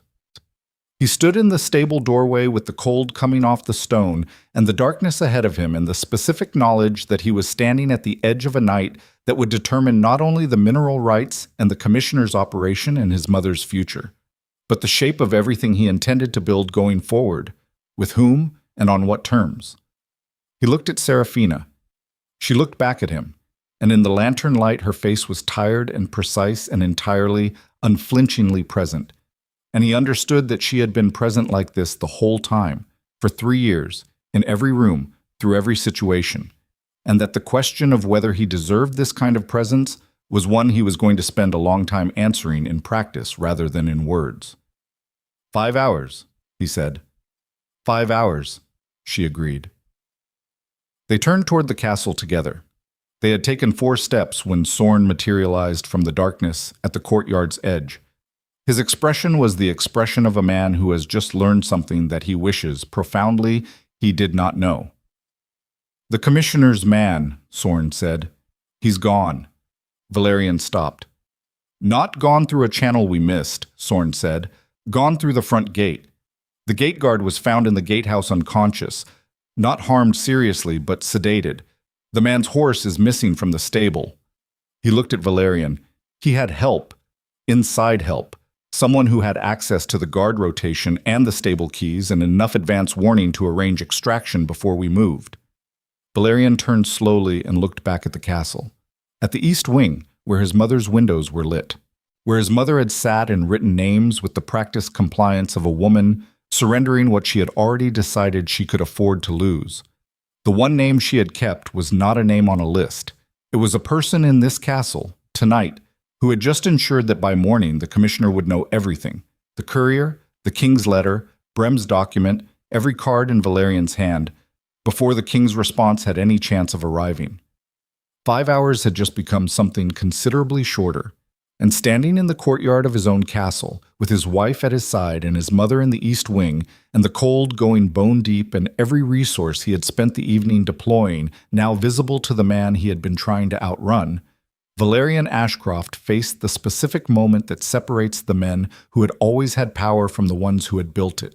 The moment when everything you have constructed is not enough, and what happens next depends entirely on what you are willing to do when there is nothing left to calculate and only the choice remains. He looked at Seraphina. She was already looking at him. "Tell me," she said quietly, "what we have left." He thought about it for exactly 3 seconds. Then he said, "Each other." And before either of them could examine what that meant or what it would cost or whether it was enough, a sound cut through the castle's dark. The gate alarm, distant and cold and certain, signaling riders approaching from the south at speed. Too many to be the courier returning, too fast to be anything that was coming in peace. The riders came in through the south gate at a pace that said they were not asking permission. Valyrian counted torches in the dark. 7, then 12, then the full spread of them fanning across the approach road like a hand opening. Not soldiers. The formation was wrong for soldiers. Too spread, too visible. The specific arrangement of men who wanted to be seen arriving rather than men who intended to take something by force. He read this in the 3 seconds it took Sorn to reach the courtyard wall and read it simultaneously, and they exchanged a look that confirmed the assessment. "King's livery," Sorn said, his voice dropping with something that was not relief but was adjacent to it. "The outrider on the left. That's the crown's personal dispatch color." Valyrian looked again. Found it. The specific blue-gray of the king's own household riders, not the trade ministry, not the commissioner's colors. The courier had been faster than 5 hours. Or the king had already been watching. He absorbed this without time to examine it fully and turned to Seraphina, who had already read the torches and was already recalibrating.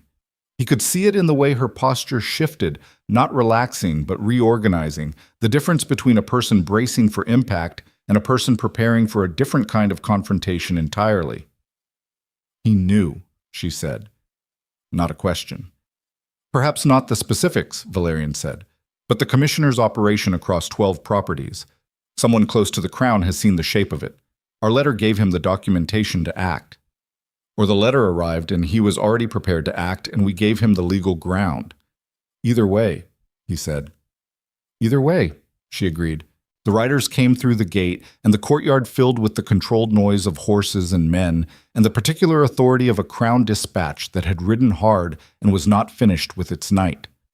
The lead rider dismounted before his horse had fully stopped, the kind of dismount that belonged to a man carrying something that could not wait for the animal to settle, and crossed the courtyard to Valyrian with the directness of someone who had been given specific instructions and intended to execute them precisely.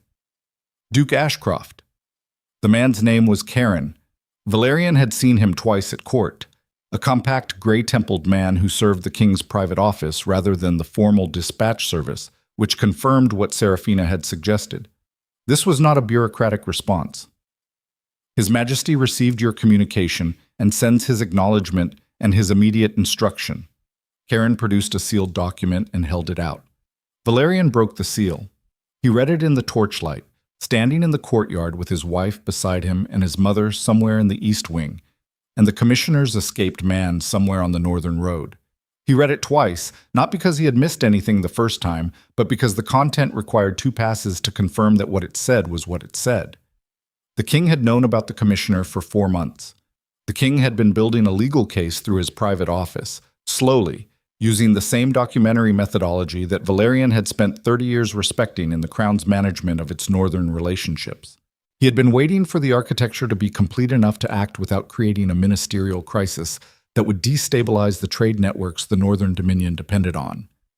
Valyrian's letter, its documentation, Brem's signed offer, the mother's list of names, was the final piece. The piece the king's private case had been missing. The instruction was clear. The commissioner was to be detained by crown authority before dawn. The compact's delegation was to be held for formal questioning. The Evermont mineral rights were to be legally restored to their rightful holder, pending a formal review that the document indicated would conclude in the right's favor, given the fraudulent structure of the marriage contract clause. And at the bottom, a single line in the king's own hand rather than his secretary's. "You should have written sooner, Ashcroft. We have both been too patient with this man." Valyrian folded the document. He stood in the cold courtyard with 12 of the king's riders and his captain of intelligence and his wife, and he felt the specific sensation of a structure collapsing. Not his own, this time, but the one that had been built around him by people who had calculated that he would never look closely enough to see it. The sensation was not triumph. It was something more complicated than triumph. It was the particular exhaustion of a man who has spent a night dismantling the architecture of 30 years of managed blindness, and is only now beginning to understand how much of the building had been false. He turned to Sorn. "The commissioner's man. Take Karen's riders north. If he hasn't cleared the province boundary, you'll find him. And if he has, then we have what we need regardless. His disappearance confirms what Brem's document describes. Go." Sorn went. Karen followed with half the riders. The courtyard quieted. Valyrian looked at Seraphina. She was reading the king's letter. He had handed it to her without thinking about the act, as naturally as handing a document to someone whose judgment you relied on. And her expression as she read was the precise, absorptive expression of a woman processing the full architecture of what it meant. Not for the mineral rights. For everything else. She finished. She looked up. "He knew for 4 months," she said. "Yes." Which means the commissioner's approach to Marsh happened while the king was already watching. Yes. Marsh died anyway. The weight of this sat between them.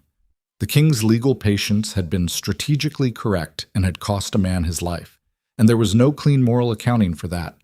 It was one of the uglier truths of the way power operated, that the correct strategy, executed correctly, was not the same thing as the just strategy, and the gap between those two things was where real people paid prices that strategies did not account for. Valyrian had lived in that gap for 30 years. He had told himself that the gap was the cost of maintaining the kind of order that protected the larger number. He had believed this. He was not certain, standing in the cold at the end of this specific night, that he believed it with the same cleanliness he once had. "We will make sure Marsh's family receives what the Evermont estate owes them," he said, "for his service and his refusal and what it cost." Seraphina looked at him. "That will not be enough." "No," he said, "it won't. But it is what is possible, and I am done performing certainty about the difference between what is possible and what is sufficient." She was quiet for a moment. Then, "That is the first thing you have said to me in 3 years that I did not have to infer from evidence." He held her gaze. "I know," he said. "Did." They went to find his mother. Marin Ashcroft was still at the desk in the east wing, and she had not, Valyrian noted, attempted to leave. She had known Karen's riders were Crown dispatch within 60 seconds of hearing them in the courtyard. She was too experienced to mistake that particular sound for anything else, and she had made the calculation that a woman who ran was a woman who confirmed her guilt, while a woman who stayed had at least the architecture of cooperation to point toward. She looked up when they entered. Her eyes moved to Valyrian, then to Seraphina, then back. She was reading the letter in his hand from across the room. "The king," she said. "The king." She was quiet for a moment. The fire had burned lower. The east wing was dim and cold in the way of rooms that have been occupied by anxiety for several hours. She looked, in this light, older than she had looked at the banquet the night before.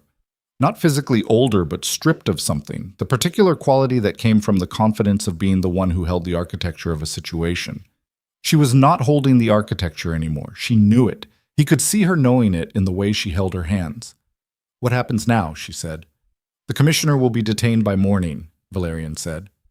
"His operation across the northern properties is documented and will be reviewed under the king's authority. The compact delegation will be formally questioned." He paused. "What happens to you depends on what you gave me tonight, whether it was complete." Meryn looked at him for a long time. "There is one name I did not write down," she said. "I know." Her expression shifted, a small movement, somewhere between surprise and the recognition of a woman who has underestimated her son before and should have known better. "You knew." "I know you," he said. "I have spent too much time using that knowledge to manage you comfortably, and not enough time using it to understand you clearly. But yes, I know." She looked at her hands, then she said the name. It was not a lord, it was not a ministerial official. It was the king's own private secretary, the man who received correspondence in the crown's private office, the man who had been selectively managing which of the king's intelligence briefings were complete and which had been quietly abbreviated for 4 months. The man who had been giving the commissioner just enough warning to avoid the king's closing net while appearing to serve it, which meant the king's case had a hole in it that the king did not know about. And the commissioner, warned tonight by the man who had escaped, would know about the hole and would be moving to use it before dawn. Valyrian looked at Seraphina. She was already calculating. He could see the pace of it, faster than he had ever allowed himself to register before, the specific speed of a mind that had been doing this for years in the dark. "Karen," she said, "we need Karen now, before he leaves the courtyard." Valyrian was already moving.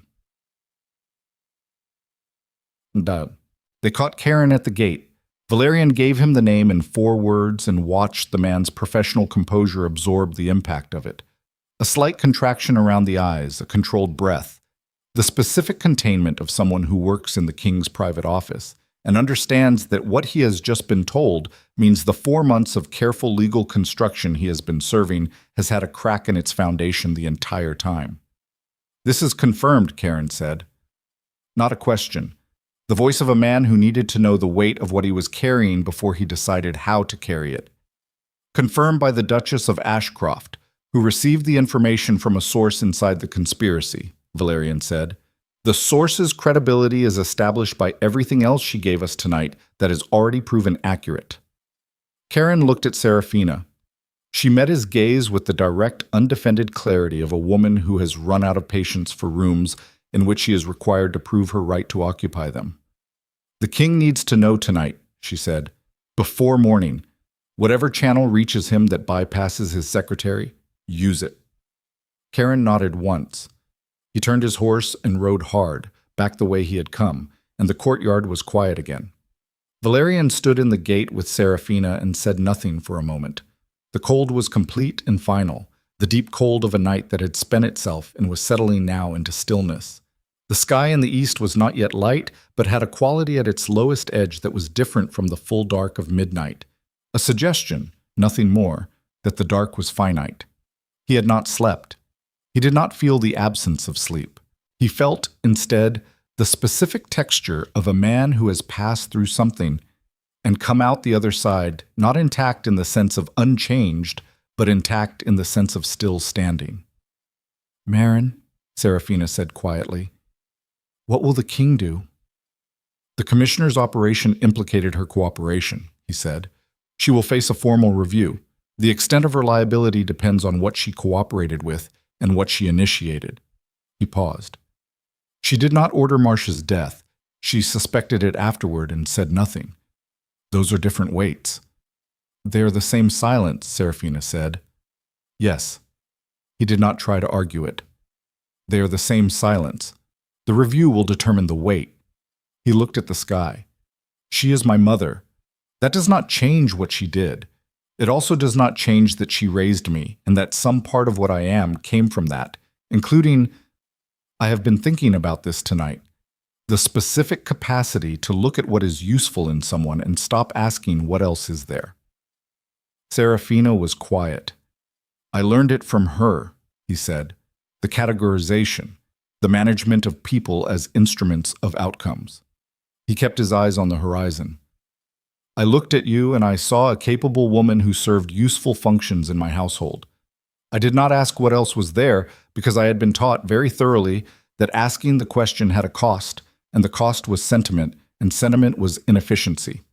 He paused. My mother taught me that, and she believed it genuinely. It was not cruelty. It was a philosophy she had survived on and had passed on as survival equipment. And Marsh died anyway, Seraphina said, quietly. Not accusation, just the thread she was following. And Marsh died anyway, he said, because survival philosophies do not scale. A tool that keeps one person alive tends to cost someone else theirs. He turned to look at her. I'm not going to stand here and tell you I have solved this in one night. I'm telling you I can see it now. I could not see it before. That is the distance I can actually claim. She looked at him for a long time. The sky in the east was changing, slow, almost reluctant, the way winter dawns moved in the northern province, not arriving so much as conceding. When I was at Evermont, she said, before the marriage, I managed my family's estate for 3 years after my father's health failed. I did everything, the accounts, the legal disputes, the tenant negotiations, the seasonal planning. I was 24. She paused. I was good at it. I knew I was good at it. And what I understood at the end of those 3 years was that competence without authority is a trap. You keep doing the work because the work needs doing, and you are the one who can do it, and the doing of it becomes the proof that you do not need what you have not been given. She looked at her hands. I walked into your house with that trap already sprung. I had been living in it so long I had started to call it capability. It was capability, he said. It was capability and erasure at the same time, she said. I'm not willing to separate them anymore. The capability was real. The erasure was real. Both of those things are true, and I'm not going to manage one of them into invisibility to make the other more comfortable to acknowledge. He held her gaze. Neither will I, he said. The dawn continued its slow concession. From inside the castle, a door opened and Pembridge appeared in the courtyard with the careful, weathered expression of a man who had served 30 years through several species of crisis and had developed the specific gravity of someone who knew the difference between emergencies that required him to run and ones that required him to walk steadily and be present. He walked steadily. The commissioner's man was found 12 miles north, he said. Sorn's riders have him. He had a message on his person addressed to the capital relay. Unopened. A pause. Sorn asks whether you want it delivered or held. Held, Valyrian said, and have Sorn send its contents to Karen's route for the king's office. Yes, your grace. Pembridge looked at Seraphina. Something in his expression, normally so precisely managed, made a small and genuine movement. Lady Ashcroft, I'm glad you are here. Seraphina looked at him. Thank you, Aldous, she said. The use of his given name, which Valyrian had never heard her use before, and which Pembridge received with the quiet dignity of a man who had been seen and was acknowledging the being seen without making it large, said something about the texture of the household she had actually occupied, the one that had been happening in the spaces around Valyrian's formal authority for 3 years. Pembridge withdrew. The courtyard was very quiet. The cold was still absolute but had changed in quality. No longer the aggressive cold of the deep night, but the still cold of a morning that was arriving whether or not anyone had prepared for it. Valyrian looked at Blackthorn Keep, his stones, his 30 years, and tried to see it the way it actually was rather than the way he had been seeing it, which was as an extension of himself. As a thing he had built and maintained and controlled, and which therefore reflected him accurately. He tried to see it as a place that had contained for 3 years a woman doing work he had not acknowledged in rooms he had not entered for purposes he had not examined, and as a place that had also contained his mother's secondary correspondence and his brother's silence, and the comfortable machinery of a system that had run efficiently on the labor of people who did not receive credit for it. It was still his keep. He was not going to perform a disavowal of that. But it was also something more complicated than it had been yesterday, and the complication was not going to simplify back into clean lines just because the immediate crisis had passed. He thought about the last 30 years and what they had produced. Then he thought about what kind of man builds the next 30 years. The two men were not identical, and the distance between them was not comfortable, and he was going to have to cross that distance in the actual days of the actual life he intended to live going forward, not in the abstract language of intentions. He turned to Seraphina. "The formal role," he said. "What you named at the crossing. I intend to make it legal. Documents, seal, formal authority. Not a courtesy title. Actual jurisdiction over the estate management, the legal dispute process, and whatever portion of the Northern Development Strategy you choose to take on." She looked at him steadily.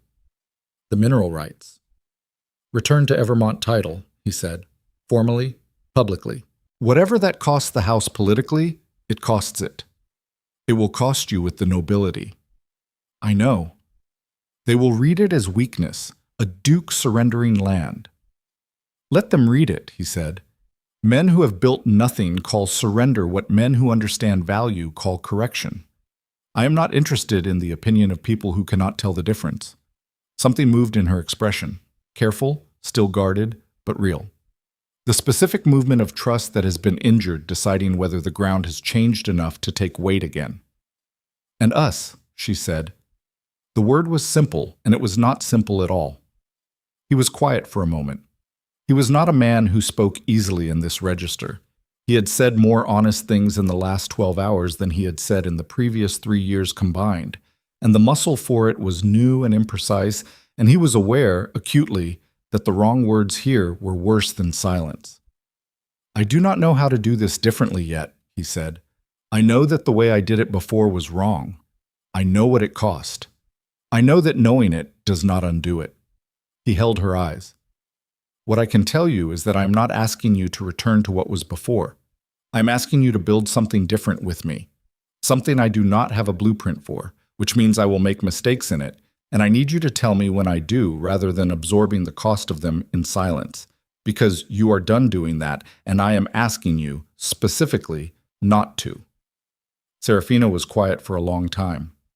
The dawn was fully committed now, gray and cold and real, the kind of light that shows you exactly what is in front of you, without the mercy of darkness or the performance of ceremony. "I left," she said, "because I had been waiting for evidence that the life I was living was going to become something other than what it was. And the evidence kept not coming." She paused. "You are asking me to wait again?" "No," he said. "I am asking you to build. There is a difference. Waiting is passive. Building requires both of us, and I cannot do my half of it without you present, and I am aware that I have given you substantial reason to question whether my half is worth what your half costs." He did not look away. "I am not asking you to decide that it is. I am asking you to decide that it might be, and to stay long enough to find out." The silence between them was different from the silences of the last 3 years. It was not the silence of managed distance. It was the silence of two people looking at something real and deciding, in real time, what to do with the looking. Seraphina looked at the keep, then at the dawn, then at him. "The Ashfield Drainage Project," she said. "I want my name on the report, not as a courtesy, as the author." "Done." "The estate accounts, formally managed under my office with the same authority the house steward holds." "Done." "And if you ever again describe me to a foreign delegate as having the temperament for domestic matters—" "You leave without a letter," he said. The edge of her expression moved. Not quite a smile. Something older and less easy than a smile. The kind of expression that belongs to people who have survived something together and are beginning carefully to acknowledge that the together was real. "All right," she said. The word was quiet, and it was final in the way of words that mean more than their syllables. Not forgiveness. That was a longer and less linear road than one night's honesty could pave. Not trust restored. That was something that grew back slowly in the specific conditions of being consistently seen and consistently told the truth, and they were only at the beginning of whether those conditions were going to hold. But something. A door not closed. A ground that might, given time and honesty and the willingness to build rather than merely maintain, eventually take the weight of something real.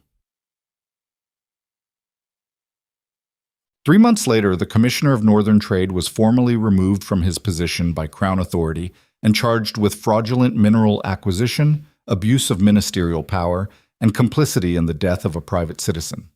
The king's private secretary was removed quietly and without public charge, which was the kind of justice that power gave to its own and which left an incomplete taste in the mouth, even as it accomplished the practical result.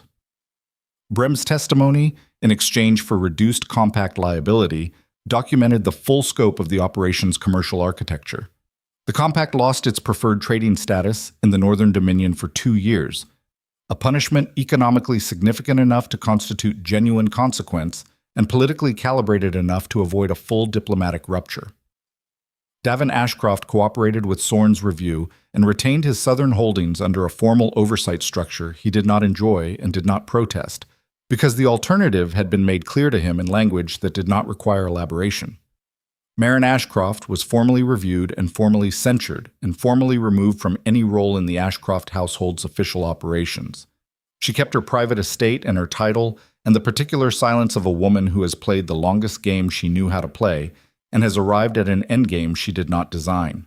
Valyrian visited her once in the months that followed in the private estate where she had retired, and they sat together for 2 hours and said perhaps 40 useful words to each other, and a large number of words that meant nothing specific but meant something else, that the thing between them had not ended and had not been healed, and was being carried forward in the only form it could take now, which was honest and complicated and not clean. He did not tell her about the visit afterward. She did not ask. The Evermont mineral rights were returned to Seraphina's family estate by formal legal instrument, publicly recorded, witnessed by 3 members of the Northern Judiciary and the King's own representative. The transfer was reported in the official Northern Register and discussed in the court's social correspondence and analyzed in the houses of a dozen lords as evidence of weakness, capitulation, and a duke who had let sentiment erode his strategic judgment. Valyrian read the analyses. He found he had less interest in them than he had expected. What he had interest in was the map table in the East Study where Seraphina worked in the evenings, spread with the drainage surveys and estate reports and legal briefs that were hers by formal authority, now rather than invisible labor. He had developed the specific habit of stopping in that room on his way from the War Council to his private office, in the hour before the castle settled into its nighttime routine, and standing for a moment at the edge of the table's light. Sometimes she talked without looking up, a specific piece of information about the Ashfield project, a question about the estate calendar, something she had found in the accounts that required his input. Sometimes she was silent, and he stood in the room's warmth for 60 seconds, and then continued to his office. The habit had no name. It did not require one. One evening, near the end of winter, she looked up and found him in the doorway and said, "The eastern slope grade is still wrong. I'm going to have to write to the Engineering Survey Commission and tell them their calculations have been consistently off by 4 degrees for the last decade." "They will not enjoy that letter," he said. "No," she said. "They will not." She looked at the map. "I am going to send it anyway." "I know," he said. She looked up at him. The firelight was on her face and the maps were spread under her hands, and she was, in this moment, exactly what she had always been, precise, capable, entirely herself, with the single difference that the room she occupied, and the authority she held in it, and the man standing in the doorway watching her with the specific attention of someone who had learned, at significant cost, the difference between seeing what is useful and understanding what is there. He did not say anything else. He did not need to. Outside the windows of Blackthorn Keep, the last of winter was doing its work, cold and patient and indifferent to what the people inside the stones needed or feared or were learning to build. By spring, the drainage project would be underway. By summer, the mineral rights documentation would be complete. By the end of the year, 3 of the northern estates would be operating under a management model that Seraphina had developed and that bore her name in the official Ashcroft records. Power, Valyrian had spent 30 years believing, was the capacity to determine outcomes. He still believed this. He had added something to it, in the long, slow education of one specific night and the 3 months that followed. Power was the capacity to determine outcomes. But the outcomes worth determining, The ones that lasted, the ones that meant something past the immediate moment of their achievement, those were not determined alone. They were built in the specific collaboration of people who saw each other clearly and chose, with full knowledge of the cost, to keep building anyway. He had been a duke for 30 years. He was beginning, at 41, to understand what a man was. He turned from the doorway and went to his office. Behind him, the firelight held steady, and the maps remained spread on the table, and Seraphina Ashcroft continued her work in the authority she had always deserved, in the house that was learning, slowly and without ceremony, to be worthy of the person it had spent 3 years failing to see. The keep stood in its winter dark. The north wind came and found no gap it had not always found. And in the east study, the lamp burned until well past midnight, which was how things got done, which was how they always had.